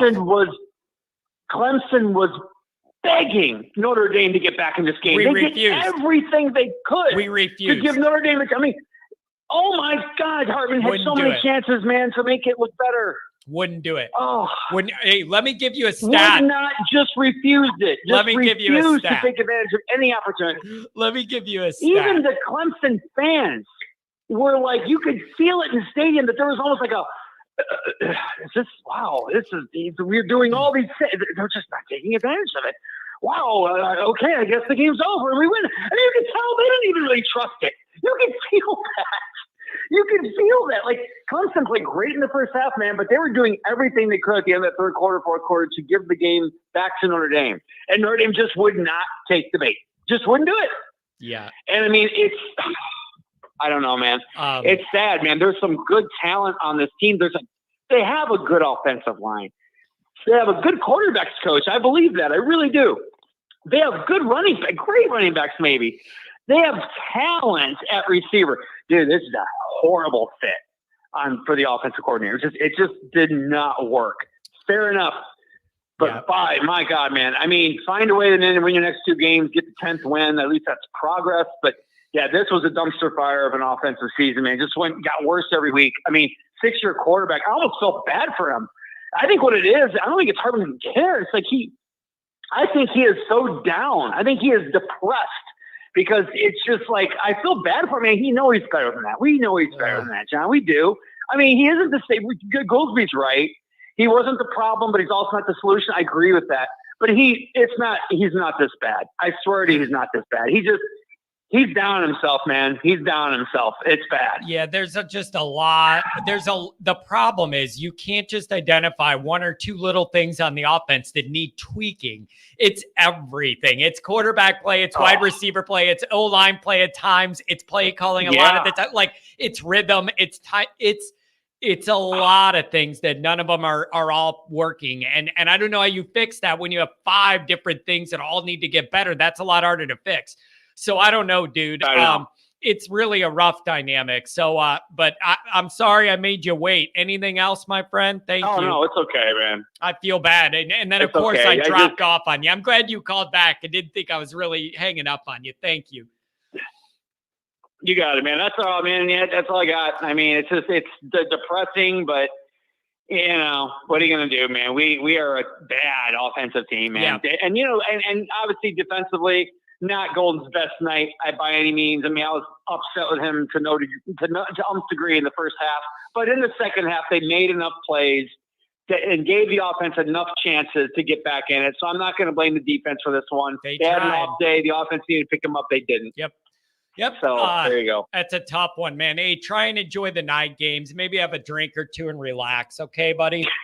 Oh yeah. All right. All right. See you. Sorry I hung up on you, Rodney. Didn't mean to do that. Oh man. Dr. John's daughter. I love the offensive cycle of suck. Great line and so true right now. I am sorry that your father is making you sit there and absorb whatever's coming out of my mind right now. And if this is the first time you're watching this program, I kind of feel bad for you. I could be a bit much. Let's put it that way. But I like you guys being here. I really do. All right, let's breeze through a bunch more. Where did I go here? JD, what's going on? We're going to breeze through a bank quick. I got Adam. I got JD. I got a 714-740-385. I got a lot of these calls. 219. What's up, JD? All right, John, I'll go quick. With Hartman, which you've been talking about, if you ever watched him the last couple games, watch his reaction when the play call comes in. He either one point he's trying to call like, come on, let's go. And they're like stalling him up, like, no, hold up, huddle up and everything. And you can tell he's just getting flustered. So either he's like us and can't stand the play call and he's just like, screw it, I'll try it myself and I'll try to make a play. And then what's happening is that's when he's throwing the bad passes and the mistakes are happening. So I don't know if I put all the blame on him. I think a lot of it is just he's flustered with the play calling as we are as well. And my next thing is, I know we don't want to look too much in the future, but 2024, we have a possibility of having a new offensive coordinator, new defensive coordinator, new athletic director, a new quarterback, new at other positions that are very key. We need to get the young players playing now. Now, our first game next year is at Texas A&M. We need to get them on the field now. We're not going to wait. And yes, I get it. You want to play Hartman because especially since he played against Wake or he played for Wake Forest, let him have maybe the first quarter and a half. So you got to have to do it, and after that, you're done. JD, don't you agree with me that when you do this and you're no longer playing for anything, you give up your the airship to playing time? Then you gave that up, and now it's time to see what the younger guys can do. And you know what? I think there's a good chance you should be able to maybe win these other two games, even with some of those guys out there. So I'm ready to see what I'm going to have later because what I have now isn't close to good enough. You're going nowhere. The season is over. You failed. I want to see what's going to happen with the guys that might be able to help us in a season that isn't screwed. Yep, exactly. You play Hartman, say thank you for all that you've done. You get one half against Wake Forest. And this whole bye week, Hartman doesn't play at all in practice. We play the young guns. Hartman comes in for the half. That's your half, and that's it. Angeli for the rest of the half. Next game is half Angeli, half Minchie. We go to the bowl game. The best quarterback starts against in the bowl game, and then we move on to 2024. Yeah. It's just, dude, it's so unfortunate because this was really setting up to be the year that was different. It was built different. Some of the parts were different. You were doing it a little different. You thought the quarterback you were bringing in could have been a different dynamic. And here we are, man. It's just like people were writing on Twitter, what has happened to Sam Hartman? Everybody's answer was he came to Notre Dame. That's what happened to Sam Hartman. He came to Notre Dame to play offense. That's what happened. And it's been downhill ever since. The Notre Dame curse got you again. Yeah. Welcome, Hartman, to being a Notre Dame fan. Welcome to the Notre Dame family, buddy. Oh. Welcome to it. Welcome to the stretches, and me and your hairline is gone. Buddy, you played the type of game today that you couldn't play. Like there are 50 different styles of games you could present, and you played the one you could not play today in this environment with your New Year's 6 and the perception of the season being good or bad on the line. And you just totally bombed it, man. There's just you can't make it okay. It's a matter of really analyzing now why we're here, why we are here. Yeah, absolutely, John. And I guess so much for trying to, all the people that complain about the uniforms. Oh, we need to change them up. We got to do this. We got to do this. Oh, we lost with all the green. Now we lost with all the white. Yeah, you know what? Just stick with the traditional thing. That's another thing. Really good point. Really good point. I'm done with your green and the fancy build-up. I'm done with your alternate this and that. Play your traditionals and win the damn games. Yep. Just win the game and stop doing all the fancy stuff. But thanks for taking my call, John. Hey, Go Irish, and I'll JD, still be listen, cheering for the man. next three Hey, games. I know how hard you take this stuff. Go do something fun with the family or do something tonight, man. Don't let Notre Dame bring you down. Let my hairline eat all the stress for you, okay? Appreciate you, brother. Love you, man. Take it easy. Take care, buddy. Miss you. I'll see you at the blue and gold tailgate. Oh my gosh, what a nightmare. 219, you're on the line. What's up, Adam? John, are you okay? No. Do I look okay? Was I okay when you were texting me? No, I'm not okay. This isn't okay. Oh, goodness. Are you okay? Is your wife okay? Is your little dog okay? None of this is okay, Adam. The sad thing is that I expected this from our offense. You know, before we get in the offense, I expected that. That's what they've been all year. But the defense getting pushed around up front was a shock to me. Wasn't it to you? Dude, how many times are you going to let Maffa just on a draw, you just have a lane right there? What the hell was going on? They ran 80 draws and 80 slants and they shredded us all day. Okay. I mean, it reminded me of the SC game last year in LA, how they were getting 5-6 yards every play. Dude, can I give you listen, I know that the defense started shutting them down in the second half and all that, but I'm going to give you this stat I saw on Twitter. I think it was Pete Sampson. Clemson has only scored 31 or more points this year against Notre Dame, FAU, Syracuse, and Charleston Southern. That's how you lose a game like this. You be doing that.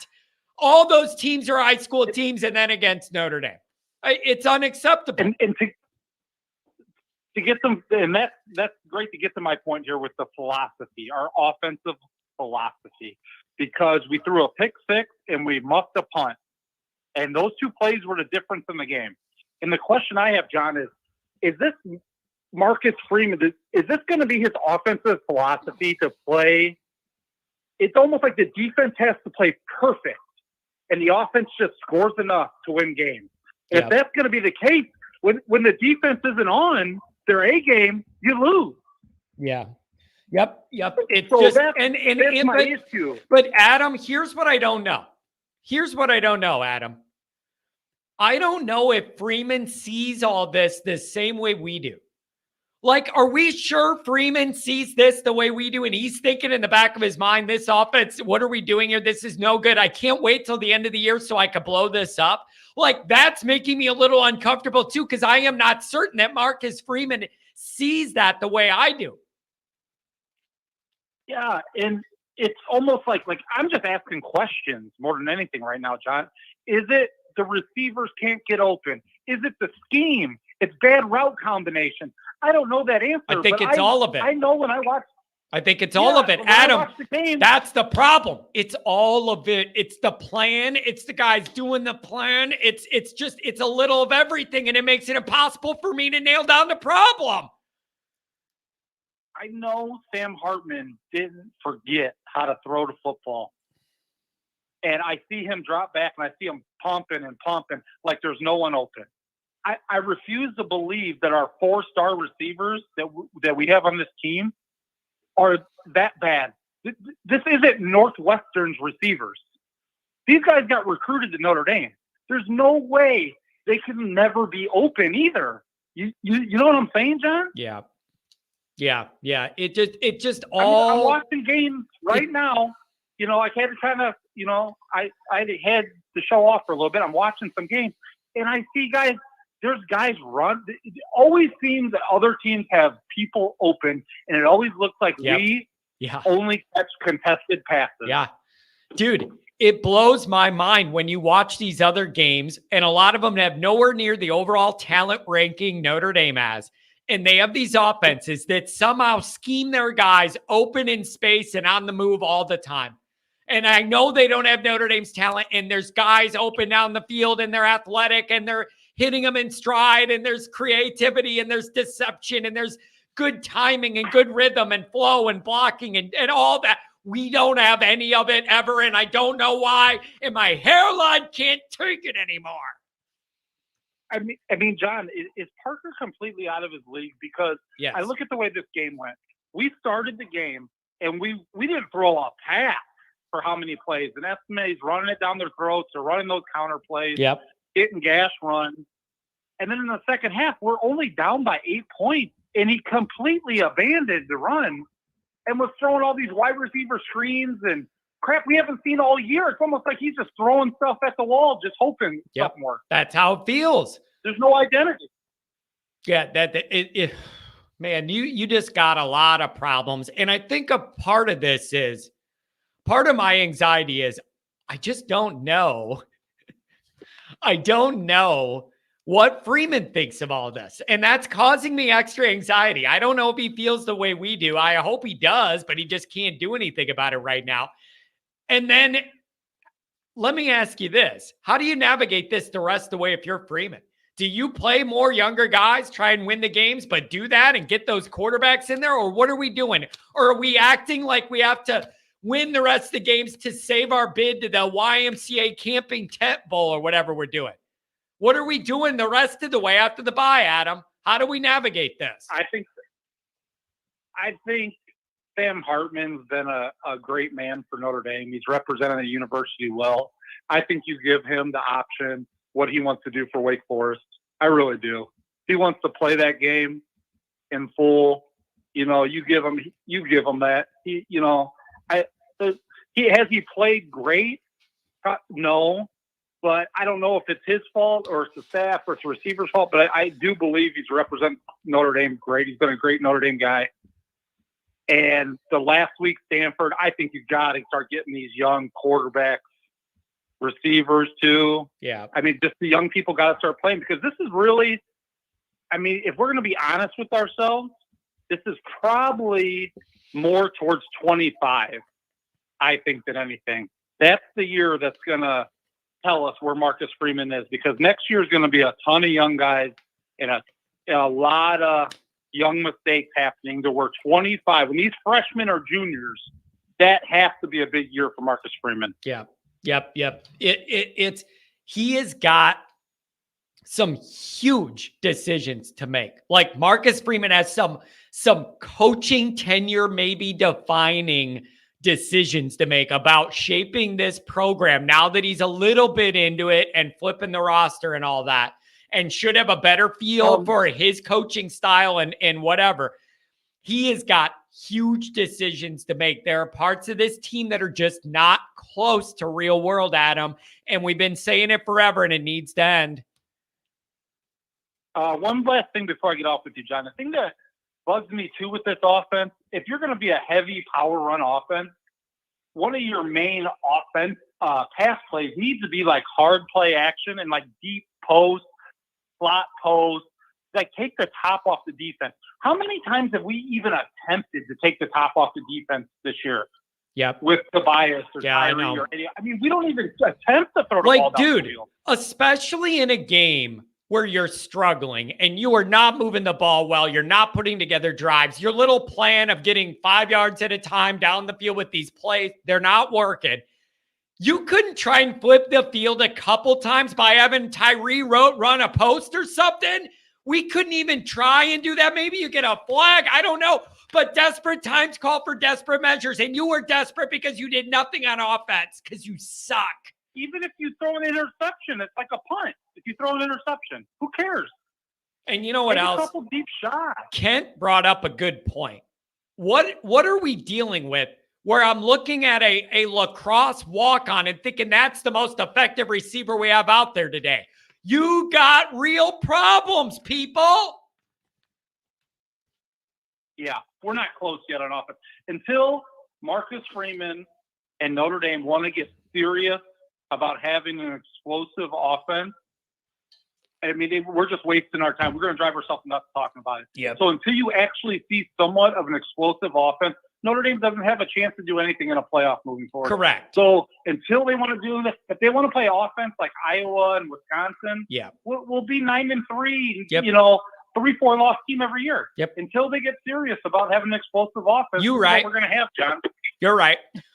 You are right. And the bar, I'm glad you brought that up, Adam. The bar here is playoff.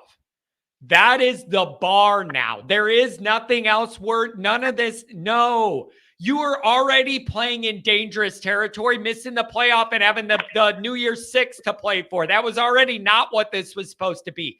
You're dropping down and it ain't okay, Adam. Anything else, my friend? No. I think that's pretty much it. But, what makes this the worst is that Clemson is not good. We played a terrible game all around, and we lost by 8 points. And we played the worst game we could play. Yeah. And that's what makes this loss even worse. Adam, it was the one, it couldn't be. You played the one game it couldn't be of all the different games Notre Dame could play and have it look and feel. You did the one that was going to get you beat, make you look horrible, and you did it all day. I can't believe it. I'm offended. I'm not surprised, but I'm offended. Morrison and Hart didn't play well. When do you see that happen? I want to know why those guys weren't out there for some of those plays either. And then you got burnt. You had the two backups in. I didn't understand what that was, but whatever, man. I could, Adam, it's just not good enough. And so now we need to figure it out. We need to figure out who's moving us forward on this train, who's holding us back, and you need to cut out the dead weight. And there can be no friendships. There could be no buddy system. There could be no, you're my road dog from the old days. None of that. None of that. You need to make tough choices to move forward here. All right? There's no more friend bullshit. None of that. Freeman needs to make tough choices. His legacy's at stake. Yep, you're right on that, John. So I'll let you get to those other callers, buddy. And Adam, we'll just take it. We just got to look for the future now. The season's done. We just got to look towards the future. Yeah. And Adam, tell your wife have a good night too. I don't want us to ruin her night. She's sweet. I don't want me and you to ruin her night the way we get at it all night. So try and have a good one, man. All right, man. We'll talk to you, John. All right. Have a good one. Adam's a long-time guy, man. He's the one who hooked us up with the area for the parking for the central tailgate, and really good guy. Notre Dame season tickets. You could see him right behind the sidelines. Speaking of that, I know an offensive analyst. If Notre Dame needs a guy, really good skill set, unique skill set. He has a way of figuring out things nobody else can figure out. And he just so happens to be available for hire as of late last night. Connor Stallions, come on down, baby. Come on down. Notre Dame needs some evaluations. We need a little something extra, Connor. Come on by, baby. Domer Wop, $50 holler. I really appreciate the $50 holler. Let me buy you a sushi dinner. You look like you could use some raw fish and wasabi. I know I know what this is in reference to, and I'm not even in the mood to even joke about it. But they're making fun of all my food takes from the live stream the other day. I'm a picky eater. You do not end up with the body type of a biology room skeleton and not be a picky eater, okay, folks? You don't end up with my body frame like that without being a picky eater. But the anxiety does keep me skinny. Andrew, what's going on, buddy? Hey, what's up, John? Hey, whoa. Yeah, first thing, Andrew, first thing is thank you for your support on here. You're always here. Email me stuff and on Patreon. It means a lot to me to have you everywhere, man. It really does. Thank you. Yeah, absolutely. I love the Patreon content. Keep it coming, man. Thank you.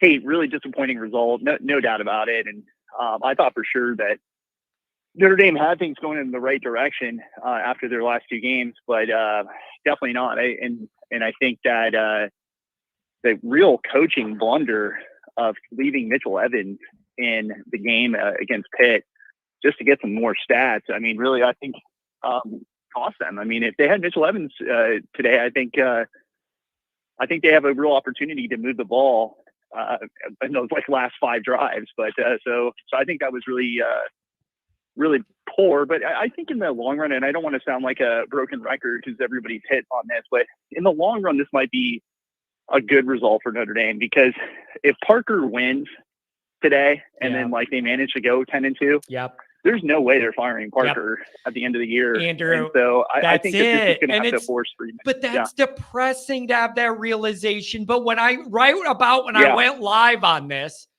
I started thinking, in some ways, maybe this is a blessing in disguise, because now there's no question of like debate of if things are good enough or not. Like now you got the answer that's clear, but it's just a matter of, does Freeman agree with that? And if he does, how does he navigate getting out of it?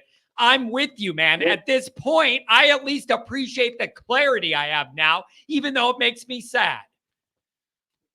I don't even know if it's, I think Bavakwa or if Swarbrick is still making any decisions, he'll probably make it pretty clear to Freeman, because this is sort of like the worst time for Notre Dame to kind of take a step back. They're negotiating that TV deal, and it will not be good if Wake Forest and Stanford have like really, really terrible TV numbers, because they're literally in the middle of a negotiation. But I would also add that I was flipping between you and Mike Singer. And I think Mike Singer summed it up perfectly. We can blame Hartman, and Hartman is not who I thought he was going to be. There's no doubt about that. He's been disappointing. But, I mean, look who he's throwing to at the end. You have Holden Stays. You have Chris Tyree, a converted running back to wide receiver. Yep. And then you had two freshmen. You had two freshmen, Greathouse and Flores. That's a joke. No. You're not even including the star of the group, the lacrosse guy. He doesn't even have a Scully. Yeah. But dude, I think that's a joke. They really screwed up by not addressing the wide receiver room better during the off season. They tried bringing in that Virginia Tech guy, and he couldn't even make the team. So obviously they struck out on that. So yeah, they got a lot of issues going on, and I think Freeman, he's not gonna, like, everybody's suggesting they should go with young guys for the next couple games. No way. Freeman is not going to do that, because if he can't lose another game. Can't lose another game. You're in a bad spot, dude. You're in a bad spot. Yeah, you're playing for nothing, but you also can't empty the bench and lose another game. You're just in a shit spot. You know what I call that? Notre Dame every year. In a shit spot. I think you're like, if he, God forbid, if he were to go 7-5 or something like that, he is legitimately on the hot seat week one at College Station. And so I just think he's in a really, really tough spot. You have to go 9-3 or else he's legitimately on the hot seat. Andrew, I just that week one game next year really throws a match into all this, doesn't it? Like, that is, if you're coming off year one and you kind of had your excuses, then you had this, and then you go down there right away. Ooh, baby. That, like, okay, the chat's making me feel good. I'm not the only one who heard that laser beam. Did you get beamed up to Mars, Andrew? What was that noise? It sounded like a laser beam. It went, I didn't know what, I thought maybe I was hearing things. Yeah, I thought maybe I was hearing things. I'm sorry, no, that's okay. I thought maybe I was getting beamed back up to the homeland or something. I don't know what's going on anymore. Shit. Hey, just the last thing I would mention is bad news for Marcus Freeman that Jimbo Fisher keeps losing, because I think Texas A&M is going to eventually have to just say, what's the difference between a $70 million buyout and a $60 million buyout? So I think he's going to lose his job this year. And if that happens, and they go out and hire Urban Meyer, all of a sudden that week one game against Texas A&M is that much tougher.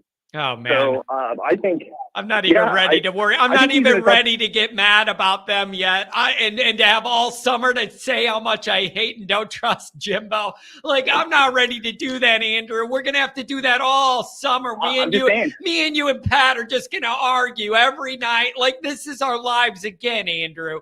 This is our lives again.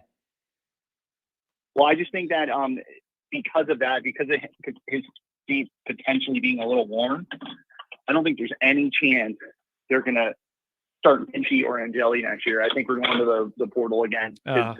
He doesn't have a contract extension. His seat's a little warm. unless he thinks Minchie is the guy, which I don't think he does. I mean, there's no indication that he does. I think you're going to see Michael Pratt or Will Howard, someone like that, as the starting quarterback for Notre Dame next year. So it's going to be interesting, man. But really frustrating year. Nobody can say they're happy with any of it. Like, it's just it's a failed year. You're not accomplishing any of your singular first world goals. You're not even accomplishing your second tier goals now. It's just not okay, and it's got to get better. Anything else, man? Yeah, I would just end on that. Al Golden, anybody giving crap to the defense, I think it's pretty ridiculous. They got dealt. I mean, essentially the offense and special teams gave up 10 points. So you minus 10 from that. Yeah. 21 points, and people are complaining. And then the second half, they did a pretty good job in the second half. It's just that the offense couldn't do diddly poo. I agree. And then you got, people getting like Morrison caused that interception for Xavier Watts. So yeah, there's nothing wrong with the Notre Dame defense. They can't pitch shutouts. You'd expect that with Hartman and Estime that you can score more than 20, you keep them in the game and not turn it over. But I think Mike Goolsby is sort of validated, though. I'll give him credit. He was skeptical of Hartman, and I was all about him. And I'll say that Hartman has not lived up to expectations. Yep. So I'll end on that. And I agree. I agree with your position and your analysis. But I do not think that means anybody who is excited about Hartman coming here is a football idiot. There were logical reasons to kind of like that idea and think it was going to help take a big jump forward. But maybe it's because of all the other pieces that have to connect with it or whatever. It hasn't worked out that good. So it's unfortunate. Andrew, thanks for all the support on all the platforms, man. Yeah, absolutely. Thanks, Sean. Have a good one. Have a good weekend, buddy. Man, that guy's always nice. Always good to me. Supports whatever we have going on. Always does a good job. All right. I got one more bank of calls with like 8 or 9 people. I'd like to breeze through them quick and give everybody a shot. 385, let's start with you. 215 after that. 201 after that. What's going on, 385? Hey, John, Renee from Utah. How are you? I am not doing well. This was a really unfortunate happening. Yeah, brother, same here. Real kind of down on this one. I think your caller said it best. I think anybody giving the defense any crap should kind of rethink some of those thoughts. They really only gave up 21 points. We had a muffed kickoff and then a pick six. They really kind of, that turnover from Tyree set, Clemson up with some momentum to go in there and score. I mean, and they held up to 7 points in the second half. So I think Al Golden did what he needed to do in the second half. I like everybody else, man. I played for a guy that said, I don't like to talk bad about people that I played for, coached with, or coached for me.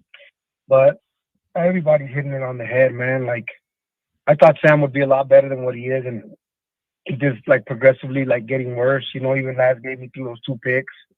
It was the defense that really been keeping us in these things, and he does. I agree with you 100%. He looks checked out, man. I don't see no fire in him like we've seen against Duke and against Ohio State, man. Yeah, it's just you can't mark this year as a success, and that's really upsetting. Like, there were ways to be able to navigate all that, and it's just we didn't do it, man. This year's it's a failed year. There's no way around it, and we just have to figure it out. It's a failed year. No, and that's true, right? Because we are Notre Dame. Everybody hates us. We screw up the college football playoffs, right? The Pac-12 or the Big 12 didn't get in because Notre Dame got in, and they didn't get into the playoff. Whatever big conference from the Power 5 blames us, and it is, right. It is. I guess in a sense, it is a failed year. I'm gonna go in 2 weeks still, man. That's a bucket list, trip for me to see the Irish play at home. And like I said, seen them play in Vegas last year against BYU because we're close to Vegas. And I'm still gonna have fun. I'm still gonna root. Like I said, I love the team through and through. John, I just want to tell you too, man. Thank you. Thank you for giving us a voice, man. Thank you for listening to us, man. Thank you for I listened to all the guys. Like I said, even the dude sounded like he was from the South, man. And thank you for having this platform to where we all can come together and just drink our and woes away. You know what I mean? It means a lot to me as an Irish fan. It really does, man. And I'm just. Man, I can hear it in your voice, dude. I can hear it in your voice, man. You're just down and out. You just sound sad. It's just sad. I can hear it in your voice, man. I can hear the pain, and that's what we're all here for, man. And when it's good, we're good, and we're gonna celebrate together. When it's bad, we could be miserable together. We could do it all, baby. Yeah, we can, and we knew we were going. You and I knew we were going. It's Dabo Sweeney team. It's Dabo Sweeney. He's a phenomenal coach. You know what I mean? I didn't want to be critical. I didn't want to be one of the guys that be like, that's like a critic as well. But I think, like you said, man, hey, man, stay as a tight ends coach, or like your previous caller, two previous callers said, stay as a tight ends coach, but demote him, man, and bring in somebody with some better experience and better play calling, I guess. Yeah, dude, listen, man. You can go to Parker and go, buddy, go make $750K a year being the best tight end coach in America with a pipeline that gives you great tight ends every year. Right? That's a hell of a demotion. Right? That's a hell of a demotion. You don't have to be an asshole to the guy. Right? Pay him $750,000 a year to run that tight end operation. It kind of replenishes itself. That's a great demotion. I want to be demoted. Oh, that's why I love you, man. Yeah, bro. I don't know, God, dude. that brings a smile to my face. I mean, I'm running out of ideas, bro. I'm running out of ideas. I'm running out of ideas here, man. Just like I'm running out of hair. It's true. It's true, brother. But like I said, hey, man, I really just wanted to call and say thank you, man, for giving us a platform, and bringing the fan base together. I'm going to be joining the Patreon here today, and I'll be excited to see you and Goolsby on there as well. Hey, thank you, man. Like I said, I'm there. Thank you so much. And I'm really, dude, I'm glad you found the show. I'm glad you found this show because you do offer something different. And I'm glad, man. But I can hear you're down. You don't have that pep in your voice you had earlier in the week, and it hurts me, but it's justified, man. Just know we're all in it together, and I'm not going anywhere. Even when it's bad, I'll be here as a punching bag. No, I will, brother. Like I said, I'll be out there in 2 weeks rooting for the Irish, rooting for them, in that whatever toilet bowl game we play. Yep. I love the team, and hopefully you get to come out in 2 weeks, man. I'd love to meet you, but if not, man, hey, I'll be there rooting for the Irish and love the fan base, man, and onward Notre Dame, buddy. There you go, man. Have a good one. Have a drink or two and try and relax. Root against Kelly. I don't know. That's the other thing, dude. When Notre Dame does something like this, the whole weekend's ruined. That's the other downside of this. Once you do this, now I'm mad at football. Now I'm in a bad mood to watch Kelly play Alabama. Now I'm in a bad mood for the NFL. I don't want to think about football now because it's just bad for me. God, nothing's easy here. All right, let's get through these. We're going to go quick. 215, what's going on? Hey, how you doing, John? This is Brian in Philly. I'm frustrated. What's going on, man? Thank you for waiting. Yeah. Let it fly. It's your time. Yeah, no problem. Yeah, it's, there's a lot to be said. It's already been said, but I'll start with a couple of guys. I won't call out of respect for the players. They're not kids, especially nowadays in the NIL era, but there are two players in particular without saying their names. Their starting center. I'm not asking for Tim Ruddy to come walking through that door, but that kid's about the size. He's about the size of a fullback. Yep. And so he puts everything he can put into it. Yep. But he's been there 6-7 years. We got to be able to do. We have to have someone on our roster better. Let's slide our right tackle in, who apparently still hasn't figured out how to pass block. Slide him inside. Slide one of the guards over to the center, and voila, we can do better. That's a lot of the difficulties that we have at offense start with Parker. Obviously, the guy, he pissed down his leg yet again. He's way in over his head. But you can't get any kind of semblance of an offense going when your starting center is getting his shit pushed in almost every other play. Yeah. It's a and you know what train wreck. else? Goolsby brings that up to me all the time. He goes, John, I don't know what you expect 285 to do against 310 in the middle. Like, I don't know what you want. Like, science is going to science. The bigger guy's going to push your guy. He's too small for the job, I guess. Exactly. And no matter how game he is for the fight, obviously no one's going to question his heart. He's a solid player. I mean, he was sort of well regarded coming out of Ohio. He was a decent recruit. I think he had an offer from Ohio State. But the guy is one of those guys who just peaked in high school as far as the size. He just doesn't have the physical capability to take on, a 320-pound nose tackle. He just move someone in. And then the other guy I wanted to talk about, without again naming his name, is our let's just say sophomore receiver out of Washington. Yeah. That effort right there, I think, exemplifies what's wrong with this team as far as culture. And if our head coach can't see what we all can see, which is that kid doesn't even want to be out there in the field and put forth even a modicum of effort, well, then we've got a bigger problem than that kid. So he's out there lollygagging, half-assing. There was a play, I forget with the down and distance, but the ball was right there. It was probably off a little bit, but it was almost as if it might as well have been in another area code. He doesn't put forth any effort to go after that ball. And this is what he does time and time again. And he continues to get snap after snap. It doesn't make any sense. So to me, at some point, if these are obvious issues that we can all see, where's Marcus Freeman stepping in and saying, look, Parker, you got to go, here's your pink slip. Zeke Carell, thanks for your time and service. And, I just named him, so I might as well say the other kid, Tobias Merriweather.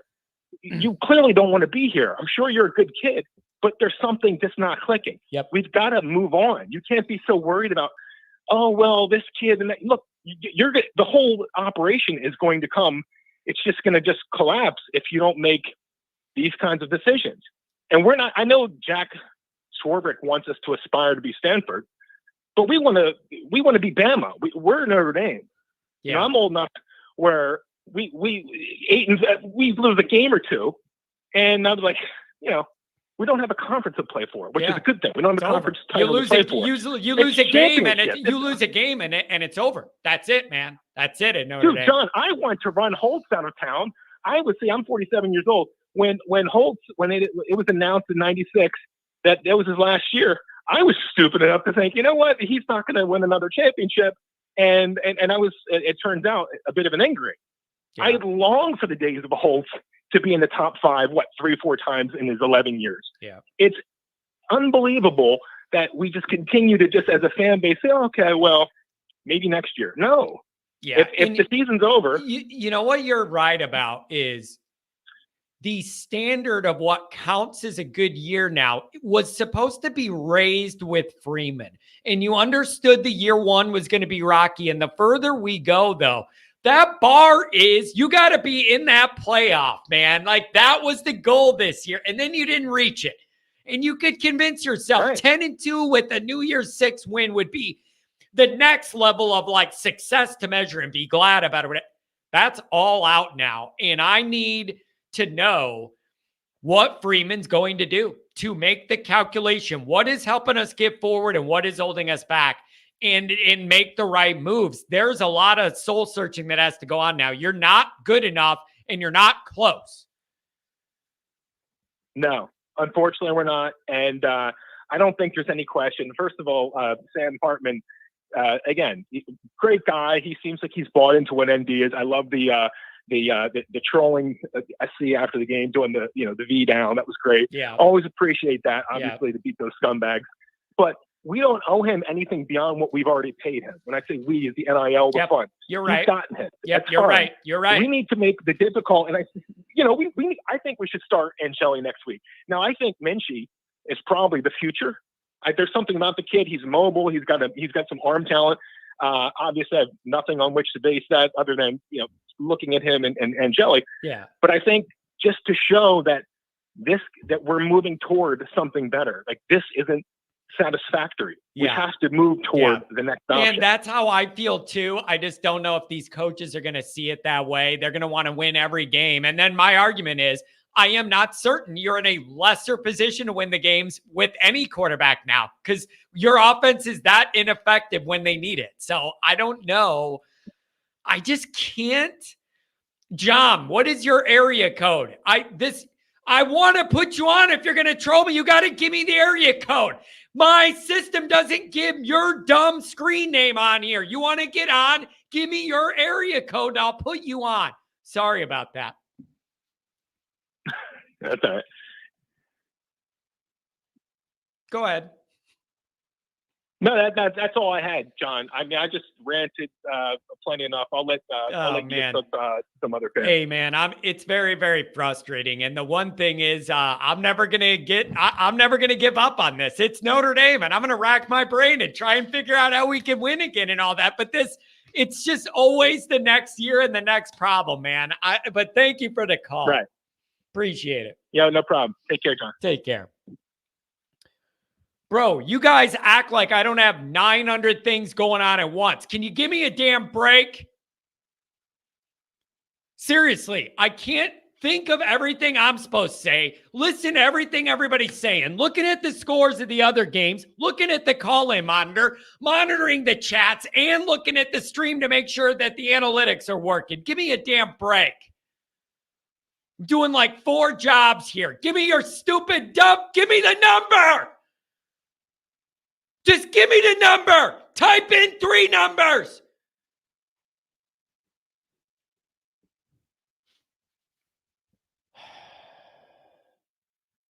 $201. Let's have some fun.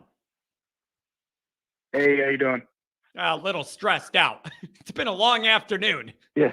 I'm wound a little tight. No, trust me, it's been a long afternoon for I think everybody on the call. It's just it sucks. Jay from Jersey, by the way. What's up, man? Thanks yeah, for the call. it's an institution.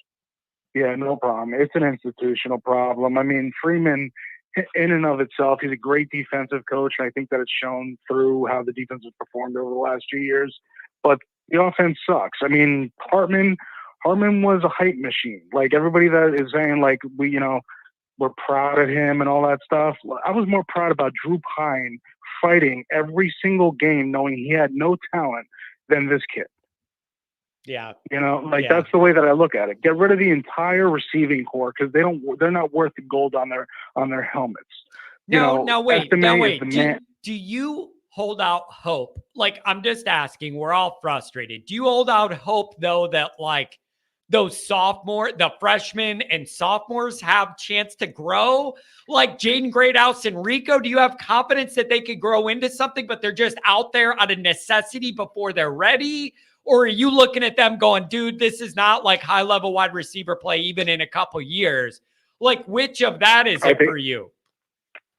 I think with the right coaching, which is not what they're getting right now, they could develop in a few years. Well, that's a dangerous point because that's an overlapping, interwoven problem then. See, there's no easy solutions here. No, there isn't. I mean, but there is no easy solution with Notre Dame because you got to look at how Notre Dame behaves. It's a football team that behaves like a theme park. If I got to hear that stupid Six Flags theme during a home game again, I'm going to kill myself. Like, it's terrible. It's really bad. Like, it's a joke. It's really bad. You know what? I love you just for not liking that because I always hate that. I want to jump off the edge of the stadium. It's a good point. Yeah, I mean, come on. We're trying to be a serious program and we're playing joke games. It's just not right. Man, but the way I look at it is we need people that are willing to fight for us. The last kid that we saw that would do that, he had no talent and we got rid of him. So I mean, it's just, you got to keep growing and finding kids that want to fight for you. That's all I could say. Yeah, it's really rough. What do you think Freeman's biggest challenge is going to be this offseason? I'm mad that it took me 2 hours to calm down enough to ask a caller a really good question. What do you think should be Freeman's priority when we get done with this stretch to where he can evaluate where we're at and make decisions? What would be your top priority? Top priority is finding an offensive coordinator that doesn't believe in a bubble screen every single play And then after that, we're going after real offensive talent in terms of who can throw the ball. And we're going to have to hit the states that we compete against. We have to get into Pennsylvania. We got to get into Texas. We got to get into Ohio. We got to get into California with regarding, recruiting quarterbacks, because we don't compete in those states. And if we're supposed to be a national program, we got to get into those states harder than we are right now. And that's why I really am for joining the Big Ten, because flying around doing these ACC games with these ACC refs, it's terrible. We need to be able to compete against Big Ten teams, because those Big Ten teams have kids from Big Ten states that we can out-recruit. And that's where we got to go. Yeah, that's an interesting angle. And it has long been noted that when you want to be an independent the way Notre Dame is, some of those officiating issues, they're going to find you. That's a byproduct of you wanting to be the lone wolf that's an independent, not Connor Stallions, a real lone wolf, and do your own thing there. That's where it comes back to get you. But it's rough. Oh, yeah. It's rough, man. And Freeman's in a bad spot now. There's going to be pressure next year. And you're going down to SEC land week 1, by the way. Big time pressure next year. And you're walking into SEC land. Buddy, life as Notre Dame's coach, it's tougher than being the president. It's rough. Rough. Anything else, my friend? I appreciate the call this evening. No, I'm all good. You get to another caller. I know I've been trying to get in, but thanks for taking the call. No problem, man. Save the number. Call me again, hopefully in better circumstances. Thank you. Watch some better football tonight, because I know you ain't getting it here. All right, I got 1, 2, 3, 4 callers left. If you're on the line, I'm going to get to you. 574. What's going on? What's up, man? Misery. I know. Man, I was so upset that, to be honest with you, anyone who wants to join me, let me know. I want to go to campus during the bye week to start a Fire Parker protest. Let's put the pressure on Freeman to fire Parker once and for all. Do you think that he is going to do it anyways after the season? Like, are you convinced that that's over and that he knows he either needs to fire him or send him back to the tight end room? Are you certain that Freeman's going to do that for sure? I'm just asking. I don't know the answer. I don't know. That's a good question. I would like to know that answer. Yeah. I mean, this is ridiculous. We have a big win over the little asshole, or Caleb Williams. Yeah. And then we seem to be rolling against Pittsburgh. And then we played this against a 4-4 Clemson team. Oh, yeah. 21 points should have been scored, not 9 in the first half. That was pathetic. Yeah. Yeah. It's a problem, man. Notre Dame played the one game they could not afford to play today, and they rolled it out there and played it. It couldn't be, man. It ruined any good feelings or vibe or momentum of this year is now dead. It's totally ruined, and it's awful. It's just awful. I mean, I don't mean to be harsh on Hartman, but my goodness, I'm sorry. He's too predictable for these kind of games. I mean, it's like Dane Curtis against South Florida somewhat. Yeah. It's like, how hard is he to figure out? Oh, man. It's just always something with Notre Dame. It just feels like we never have all cylinders clicking at the same time. There's always something that isn't good enough. And it's been that way my whole life. And it never seems to change. I don't know how you get over this hump, man. It's frustrating. It's brutal. I think right now we're going to have to, hopefully Freeman either demotes Parker or gets rid of Parker before Wake Forest. Because I do not, if they lose to Wake Forest, put Freeman on the hot seat for next season. That's inexcusable. We can't be having Marshall-type games. Yep, you can't. Period. Well, and that's the other reason Louisville hurt so bad. That's the other part of why Louisville was so soul-crushing is it ain't one of the marquee 3 and you lost it. And then that left you no leeway or margin to do anything else. 9-3 is not good enough. That's not what this year was supposed to be. It's a failure. It is just a F. It's a failure. You did not accomplish any of your goals. That's when it's not even that good, but still, it's like, they got 3 games left to somewhat salvage something. At least not having a 4-loss team. Yeah, But I mean, I guess, but it's like, okay, 9-3 in the not Camping many World are there. Bowl. Like, dude, that's not what we're here for. That's not what Notre Dame's No. about anymore. It's not good enough anymore. And when you don't reach these goals, I need actual consequences, practical football consequences, and honesty of where you're not good enough. I mean, Stephen Jelly should have been put in there on that last drive. Even if it didn't work, at least we gotta see that. I mean, I'm sorry, but when it's just getting worse and like you're getting sacked every time, and I'm not gonna get mad at the players, but the coaches are they irritate me.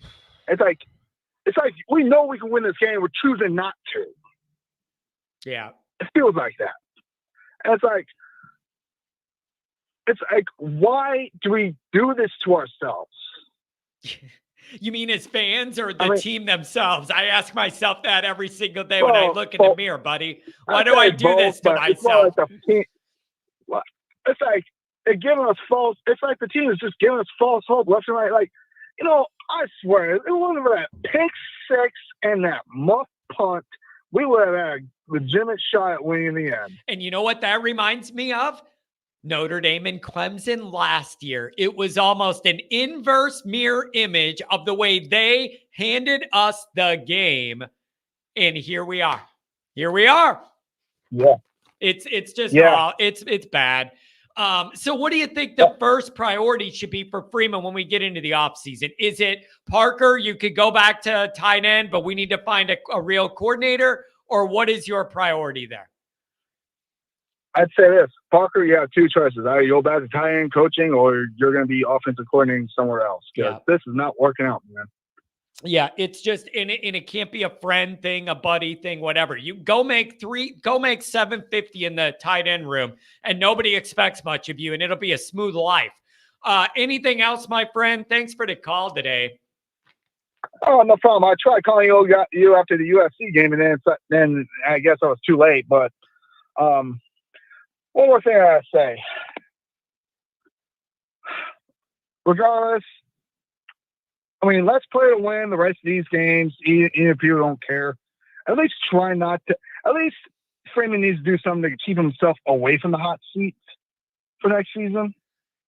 Yeah, it's just the problem is there's nothing you can do now to gain favor. Like, there's nothing you could do. There's no more big games left. Like, you're done. That's why this sucks so much, because there's nothing else that could be done the rest of the year to make us not have this feeling. The overall feeling is tainted, and now it doesn't matter how good you might look against Wake or Stanford.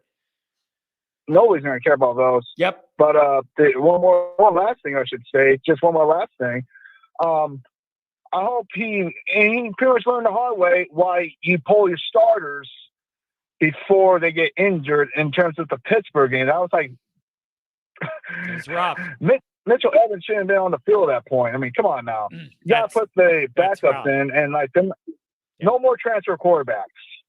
You're going to transfer receivers if you want, but no quarterback. Home grow your own. Hey, man, thanks for the call. Dial me up again, man. I'll try and get you in more. Thank you. Yeah, my name's Walter, by the way. You remember me. Yep. Beautiful. Thank you, man. Give me a call again. Oh, all right. A couple more here, and then we're going to go write an article about how miserable I am. And then I'm going to do another standalone show about how miserable I am. Welcome to Life as a Notre Dame fan. 708. Let's make it great. Oh, this is my neck of the woods. What's going on, 708? Hey, John. You got me? I got you. What's going on? Rough day in Notre Dame land. Yep. I had tried calling the night of the Duke game, and it was great that they won that one. My tone and my whole outlook after that game is the same as today. The offensive coordinator is a lightweight. Yep. And this is what happens when you go cheap, when you whiff on your first go, and you settle. Yep. The entire season all falls off on that whiff. Yeah, that sucks. Do you? Can I ask this? Let me ask you this. Great. Let me ask you this. Do you feel like this was a scenario where Freeman felt the embarrassment, the bad PR, all the negative press and all that after the Ludwig thing, which was not his fault at all. Freeman did everything right there. Not his issue. Do you feel like he panicked then and was like, I can't afford to let this all keep going and growing and getting worse and bigger, and I need to just go do what I need to do and go down 2 doors and hire the tight end guy? Is that what happened? Was that kind of a panic, put out the fire deal, or what? I think he was told to go look down the door. I don't know. I mean, we got to start giving this guy the benefit of the doubt, though. I mean, I love the speeches. I love all the nice clips they put on Twitter and stuff, but, you know, I really do like the guy. I like what he says. I like how he represents the university. I love what he stands for. I love how he actually embraces everything that is Notre Dame. Yeah.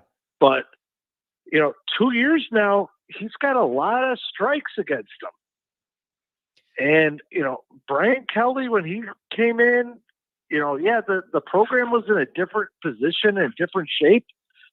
But if he was pulling this crap, we'd be pulling him to a different standard. And I'm not saying, you know, he's on the hot seat, but he's pretty close to it. How do you account for? I don't know if it's the university or what, but like, see, I struggle with some of this too, because it's like, there's no doubt Freeman needs to be better and they should be further along.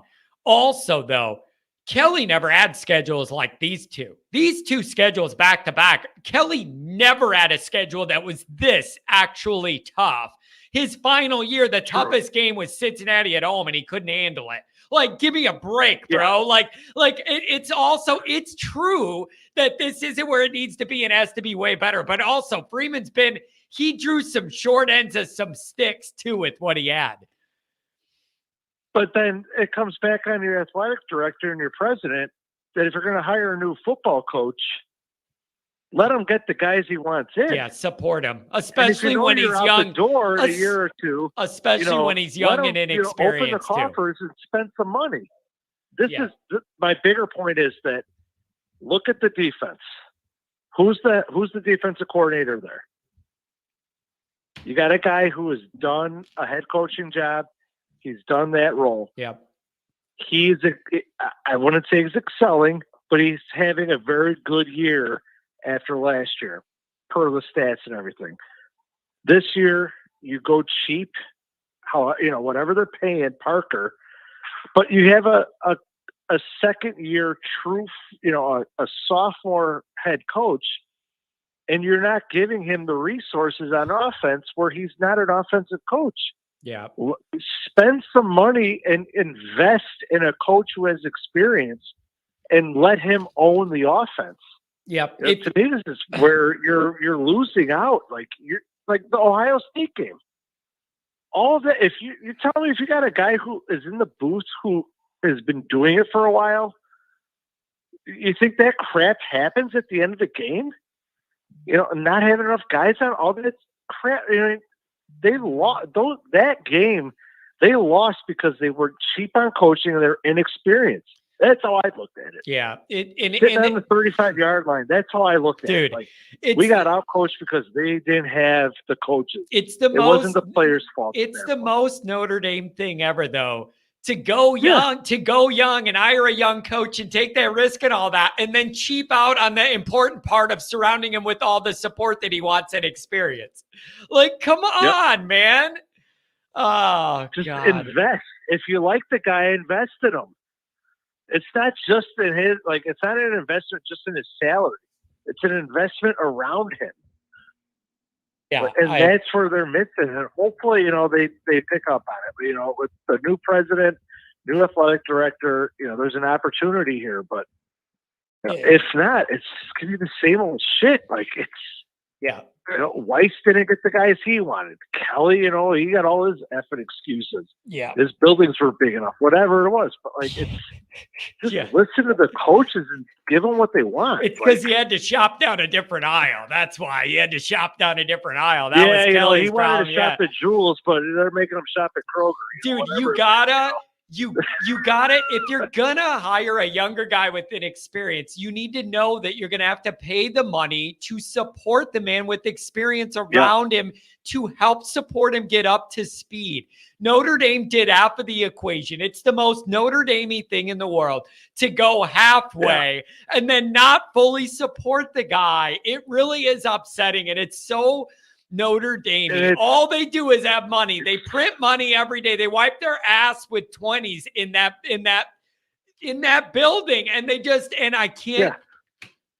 Dude, it's so frustrating. They flaunt it the second you walk on campus. It's so frustrating. It's beyond frustrating. Yeah. Anything else, my friend? I'm losing my mind here. Thanks for the call. No, it's just, I really do like Freeman. I want to give him a chance, but it's like, at the end of the day, where does the blame ends on him? But it's like, I don't know. Are they investing in him the way the fans and everyone are invested in him? Yeah. And that's where the really frustrating part is. It's like, I'm a Sox fan. I'm a Bears fan. It's like we get to the 20-yard line and, being a, baseball and football, your owners, it's like they fumble the ball. With Notre Dame, it's like we're very close.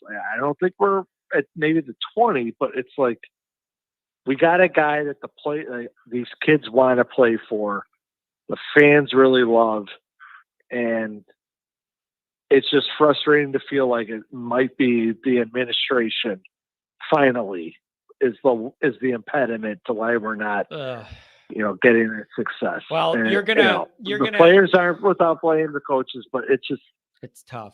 It feels like we're very close, and that's finally where the blame. Well, maybe now Freeman, maybe they'll see this now or something, and Freeman will go, see what I need. I told you what I needed, and look at the mess we're in. Maybe they'll do that. Thanks for the call today, man. I appreciate you. Thank you. Thank you. Have a good one, buddy. Oh man, this is rough. What is this? Ooh, $20 holler from Ben. Thank you, bro. We need to drink some Angel's Envy and heal our wounds. Yeah, you know what though, man? I'm worried about that drinking. It may not be good for me the way I'm going. 240, what do you know? Welcome to the show. Hey, John. This is Tom. I normally call on you to check on your blood pressure, but I need you to check on mine tonight. I am very disgruntled, very unhappy with that performance tonight. Yeah, it was. I didn't know what. Dude, it's the one game that we couldn't play. Like, of all the different ways you could play this game and field the team out there and operate, they did the one thing you couldn't do. They ran the playbook of how to lose this game and not be prepared for this moment. A lot of things got exposed, and it's really, really an unfortunate reality that hit today. You're nowhere near good enough or consistent enough. It's unfortunate. John, tonight I was very upset with Hartman. I know there were a lot of things that to point the finger at, but there were some plays that he made there tonight that he looked nonchalant, thrown off his back foot, and I know the play calling.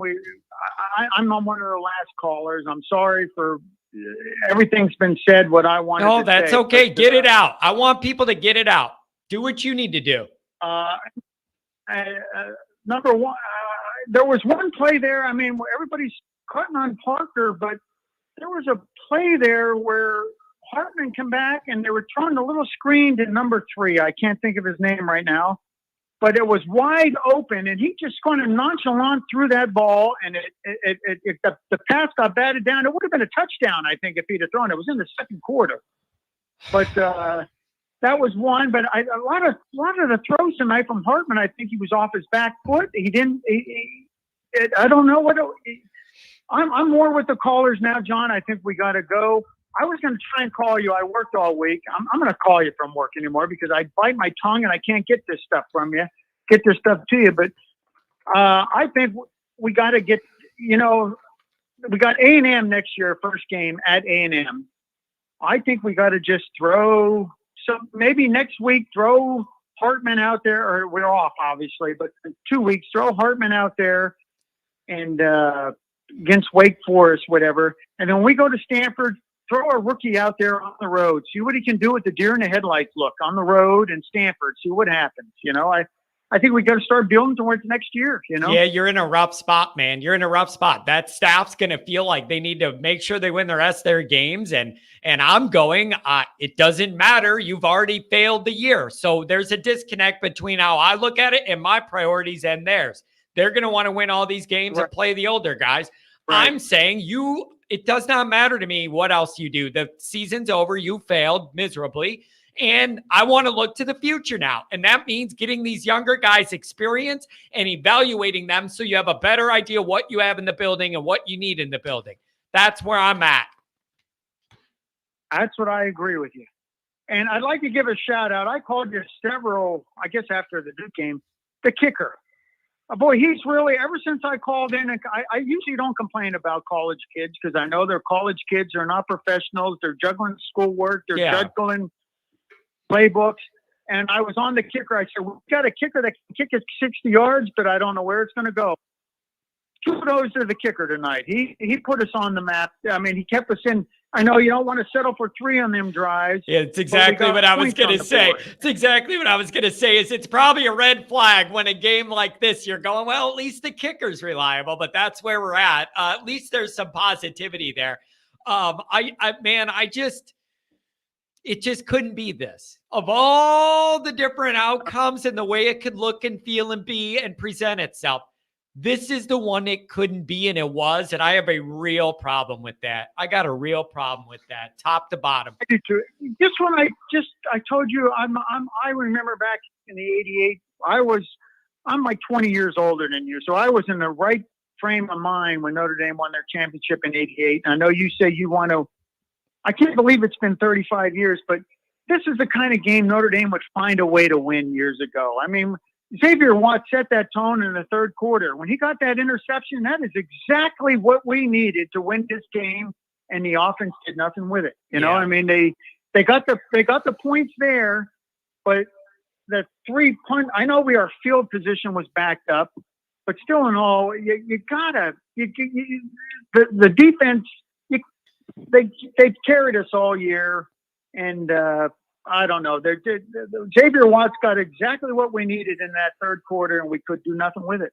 Yeah, it's unfortunate. I believe they had 6 pointless drives in a row, and I don't mean like they're pointless. Why bother? I mean they're pointless. Like you scored no points, so maybe they are ranked traditionally pointless, dude. It's just it's not good enough.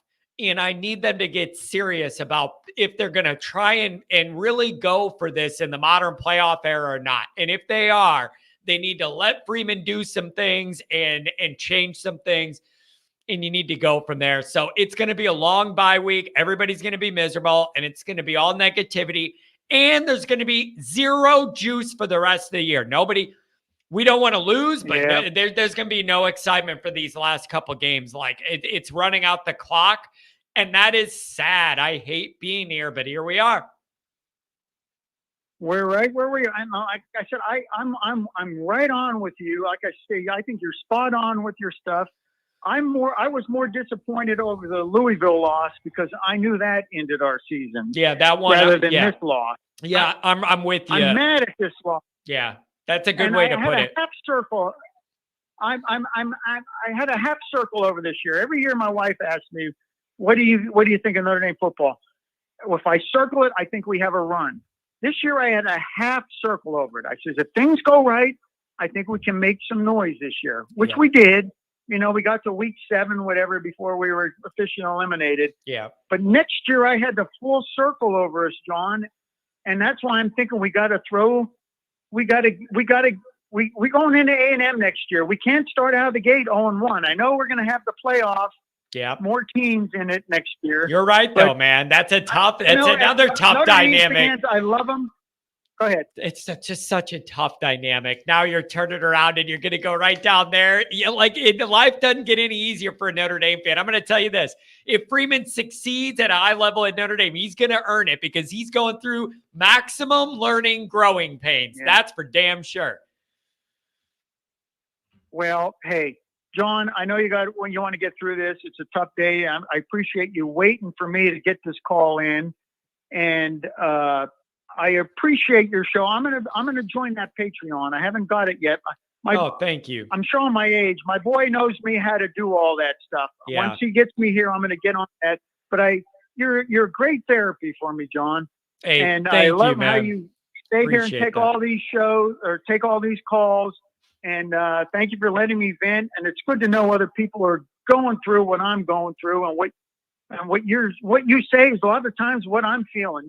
You're like me times 10. You know, you ramp Hey, it man. up to another level.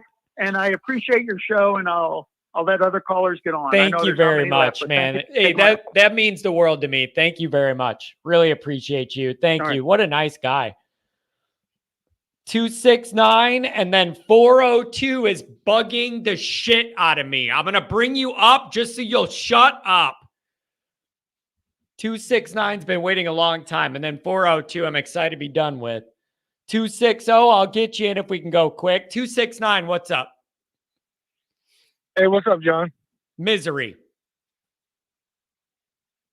Same here, man. You know, I called to vent for a minute, man. I mean, I've been giving crap for being a Freeman hater, and to be honest, I'm right. I do not have any faith in Marcus Freeman. I just don't. And, you know, honestly, you're probably going to flip, but I want Brian Kelly back. Well, I mean, that's not going to happen, so it doesn't matter because that's not going to happen anyways. And even if you had Brian Kelly back, what are you going to do then? Go 10-2 or 11-1 or whatever and then lose in the playoff? Like, there's no higher end to that either. How many years do you need, man? We did 12. There was no higher end. If you didn't get it after a dozen years, 13, 14, and 15 weren't going to be the magic ones, dude. At least he gets us there. I mean, at this point, I don't even know if Freeman's going to even give us a lick of a playoff appearance, even with the 12 teams. I mean, he's just, if you watch him on the sideline, he looks like he has no idea what he's doing. I will say this.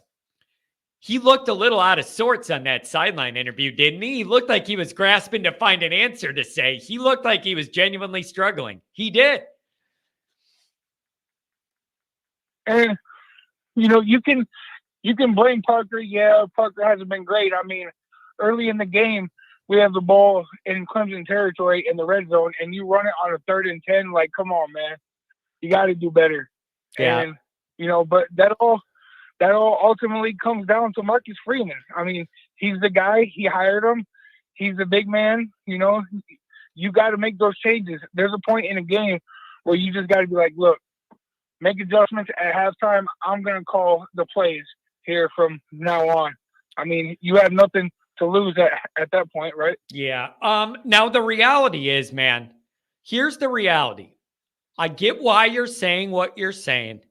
Freeman's not going anywhere. Freeman's going to be around next year. I get your concept. I'm not telling you you're wrong, but the practical reality is Freeman's going to be here next year no matter what. The rest of these guys aren't. So that being the case, what do you want Freeman to do? Because he ain't going anywhere next year. I want Freeman to build a better staff. You know, I mean, like, I don't know if he pushed hard enough for Andy Ludwig, you know, in the offseason, or if he just, you know, like I said, didn't push hard enough to bring him in. And he was like, it is what it is when the administration said no. You know, I don't know what it is, but he has to make some changes. And his personality, I just don't think he's too aggressive of a guy to make that move. He seems too nice and too close to his coaching staff. Yeah. Well, the buddy stuff's over. So that's got to be gone. And the Parker, my friends, that's all got to be over. There can be no more buddy stuff and you're my road dog and all that. That's all over. Freeman needs to look out for his legacy, and the offensive side specifically is failing, and he needs to make big, serious decisions. And I don't know what else to say. It's just a rough deal. It's a rough deal. Anything else, my friend? Thanks for calling. Yeah, go ahead. Yeah, man. Shout out to Xavier Watts, man. That kid is a baller. Like that kid is a beast, and I'm excited to see. Hopefully, he comes back for one more season. Yeah, really proud of him too. Switching positions is never easy. Tough thing to do. Did a good job there. Great, good job. Way to be around the ball and do what you need to do. But hey, man, I understand you're frustrated. I don't blame you for that. I just know Freeman's going to be here next year, and he's got to make big decisions and straighten things out. Thanks for the call, man. One last thing. Yeah, go ahead. Do you honestly believe, as a longtime Notre Dame fan, do you see that Freeman has the potential to bring us a championship or no? I think Freeman's personality and relationship building are a unique fit for Notre Dame, but it's only going to matter if he gets around him what he needs. If that makes sense. Him alone, no. But I see enough with him if he's surrounded by the right guys that piece it all together. I could see it all clicking. But he's got to make really good, tough decisions from now on out. Yep, I agree. It's tough, man. I don't blame you. It's tough. It's really tough. Thanks for letting me vent, John. No problem, man. Hey, I wish you were calling all happy and in a good mood, but I'll be here either way. Thanks, buddy. Appreciate it. 260, where do you want to go? Hey, John, how you doing? I've been better. Yeah, me too. I hear, the chats here a lot about getting rid of Freeman. I don't think that really I don't think he's the problem. You look at Alabama, you look at Georgia, you look at all these programs who have been successful, Clemson as well. The head coach has a strong coaching staff around him. We don't have that, especially our offensive coordinator. Notre Dame needs to open up their wallet and allow Freeman to make the hiring decisions that he needs to make in order for this to be a successful program. I don't think there's any head coach out there who can do it by themselves. Yeah, that's tough. Then the other part is he's got to know who to hire, and he's got to be empowered to hire those people. It's always something that doesn't line up at Notre Dame, man. There's always something that makes it not all line up. It drives you nuts. Well, we should have hired Andy Ludwig.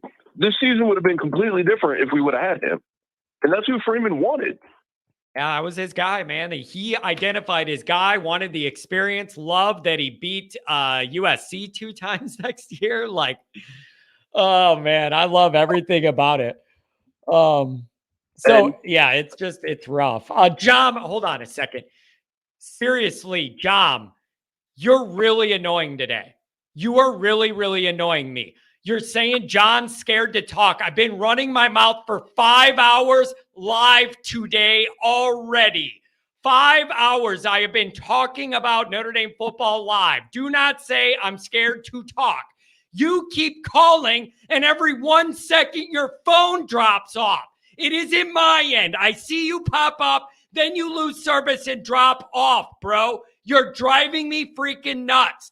I am not scared of you or any other troll. I've been live for 5 hours today. All right? Spare me that. Anyways, go ahead, 260. So, and also, we need to start competing in the NIL era like everybody else. We're not doing that. And look at the 2023 class and what happened to our class. You can't convince me that if we competed in the NIL arena like the big boys are doing, that things wouldn't be different for us in terms of getting the talent in. We're going to have to go one more year back to the transfer portal and pick up a quarterback. For the life of me, I cannot think of his name. The guy from Michigan that's coming in next year. Quarterback. Jaden something. No. Davis. No. David. Oh, CJ, our guy from Michigan, CJ. CJ Carr. Yeah. I think I'm excited about getting him, and In terms of receivers, you know, our receivers have not performed to the level that they should, but I think, you know, we're relying heavily on freshmen. But we have a five-star recruit that's going to be coming in next year, Cam Williams. So I see our receiver room only getting better. He might be the number. He's gonna end up being the number one guy almost right away by default because he's just that damn gifted and the numbers are that bad and shallow. That's my thought. And again, it's not ideal, but there you are again relying on a freshman. But I think he will literally be the best receiver you have off raw instinct and what he could do. It's just the way it is at Notre Dame. So I'm glad and I want him to be here, but it's just not ideal to have to rely on a 17 or 18-year-old to that level at that position. But here we are. It's Notre Dame. I don't know. I think Rico could have a big year next year. Hope so. Would love it. Would love it. I've got more faith in Rico than I do Braden James or Jaden Grayhouse. Oh, man, this is all just so frustrating. It's just, there's no easy way out, man. Why can't all ends of Notre Dame's team all be pulled from the same end of the rope and do their part? We always have one area that's so deficient it holds you back from anything. How come none of our years have all the units are good enough to compete? You got an answer for that? You're the last caller. I hope you do. I wish I did, but Dell Alexander left us in a hole. Yep. That's for sure. When he, so yeah, big hole. We're having to rebuild that. We're having to rebuild that room.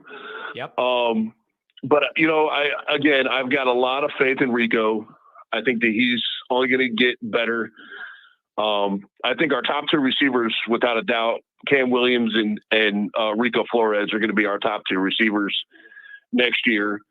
And in terms of getting a new offensive coordinator, Parker's not the guy. I think we can all agree with that. Parker is definitely not the guy. I would like to see Gino get a chance. Yeah, I've seen his name come up for the Iowa job already. I like the way I see Gino working with the quarterbacks. I just don't know. Is that something Freeman would do? That sort of demotion or like in the year? I just don't know if I see him doing that. I think it might be so far down the road that it's just at the end of the year a decision's made. I don't see that in the moment. And then I don't know what you do. If you bump Gino up after the year and then have him, I don't know, man. I don't know. Something's got to happen. If we had an offense this year, we could possibly be undefeated rather than having 3 losses. And it wouldn't even have to be it wouldn't even have to be like the best offense of all time. If it was just half-ass in the ballpark of like a real offense, it would have been plenty, I think. Didn't even have to be elite. Just a real-world offense. We don't even have that. I mean, I can't disagree with you at all. I think that, you know, our offense it's embarrassingly bad. And, you know, I don't know if we demote Parker right away or we wait till the end of the season, but, you know, I think he's done well with the tight ends. But in terms of running an offense, he's not the guy, and we need to make a move. I'd rather see it sooner than later. Yeah, me too, because I'm not in the mood for this, and I already know that it's not good enough, and it's been proven it's not good enough, and it's nowhere near good enough. And you can only change what you can change. You can't flip the roster and magically have 6 new wide receiver bodies back there. You can say, draw a line in the sand and go, this ain't good enough. We're doing something else. Sorry. Go back and work with the tight ends. I don't know. But tough realization this year. You're still not as close as you're supposed to be and as we all wanted it to be. And the weekend's ruined and I'm miserable and I don't want to watch football the rest of the weekend and it all sucks. Anything else, my friend? Good show today. Productive. Well, I mean, there's 2 little things that I want to say here. First of all, I don't think that Freeman was handed the best best hand. Yeah. Like everybody thinks he was. There were still a lot of holes that were dude, left I on our disagree. roster. I disagree. Everybody thinks they were. I was somebody saying you don't realize how screwed this roster is, but you're about to find out the first couple years of Freeman. Like you if you were paying attention, you knew a lot of that stuff was going to burn you later, and later is now. Later was last year. Looking at this wide receiver room and that kind of stuff. Oh yeah. And my closing thought here was, emotionally, I've had a terrible week, and I was really hoping that, at least Notre Dame coming out with a W today would put me in better spirits, but no can do, man. You ask for way too much. Who do you think you are looking at Notre Dame for football joy? That was only for like 100 years. We don't get that anymore, that Notre Dame provides you football joy in your life. Who do you think you are asking for that? Yeah, I mean, I don't know. It's rough. You already saw in the comments what I've already gone through this week. And, but I hold hope because we're going to have a new athletic director and a new president. Hopefully things will turn around in the next few years. I still think that Freeman, if given the right tools to work with, that he can be better than Kelly. Yeah, that's a good way to put it. That's a good way to put it. Yeah. But I think he is a better coach, and you can't ask him to coach the offense because he's always been a defensive guy. So, if anything, we need a strong right-hand man for him on the offensive side of the ball. Yeah. Oh man, it's just not a good place to be, my friend. But try not to let it ruin your weekend, and we'll see if Freeman has it in him to make the changes needed and dig us out of this. But it's in a rough spot. Anything on the way out, man? Thank you for the call, and I hope you have a better end of the weekend than beginning. I appreciate it. We finally put my mom to rest on Tuesday, so I just really could have used something a little positive, even as insignificant as just football. You know what I mean? Like, could a guy get a break? Yeah. Like, I understand your pain, my friend. And God rest your mom. And I hope you guys are doing okay. And I'm sorry Notre Dame couldn't even make it a little bit better for you, man. Really am. I appreciate it. But go Irish.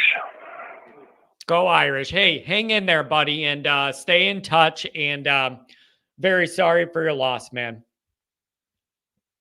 Thank you. Take care now. Jesus freaking Christ. What a freaking, no offense, but I had freaking 79 callers or whatever it is. And what a way to end it is on the one of literally this guy's mom's dead and then Notre Dame made it worse. Great job. Unbelievable. Like, seriously, give me a break. What a perfect way to end it on the death call. God bless him and his family. Sorry, you couldn't even play good for his mom at the end of the week. Anyways, thank you, everybody. Tough week. Tough weekend. Thank you for the people on the morning show. That seems like it was 5 days ago when we did the show with Goolsby this morning. Thank you for everybody that called. Thank you for everybody that commented, everybody that donated. It keeps the show going.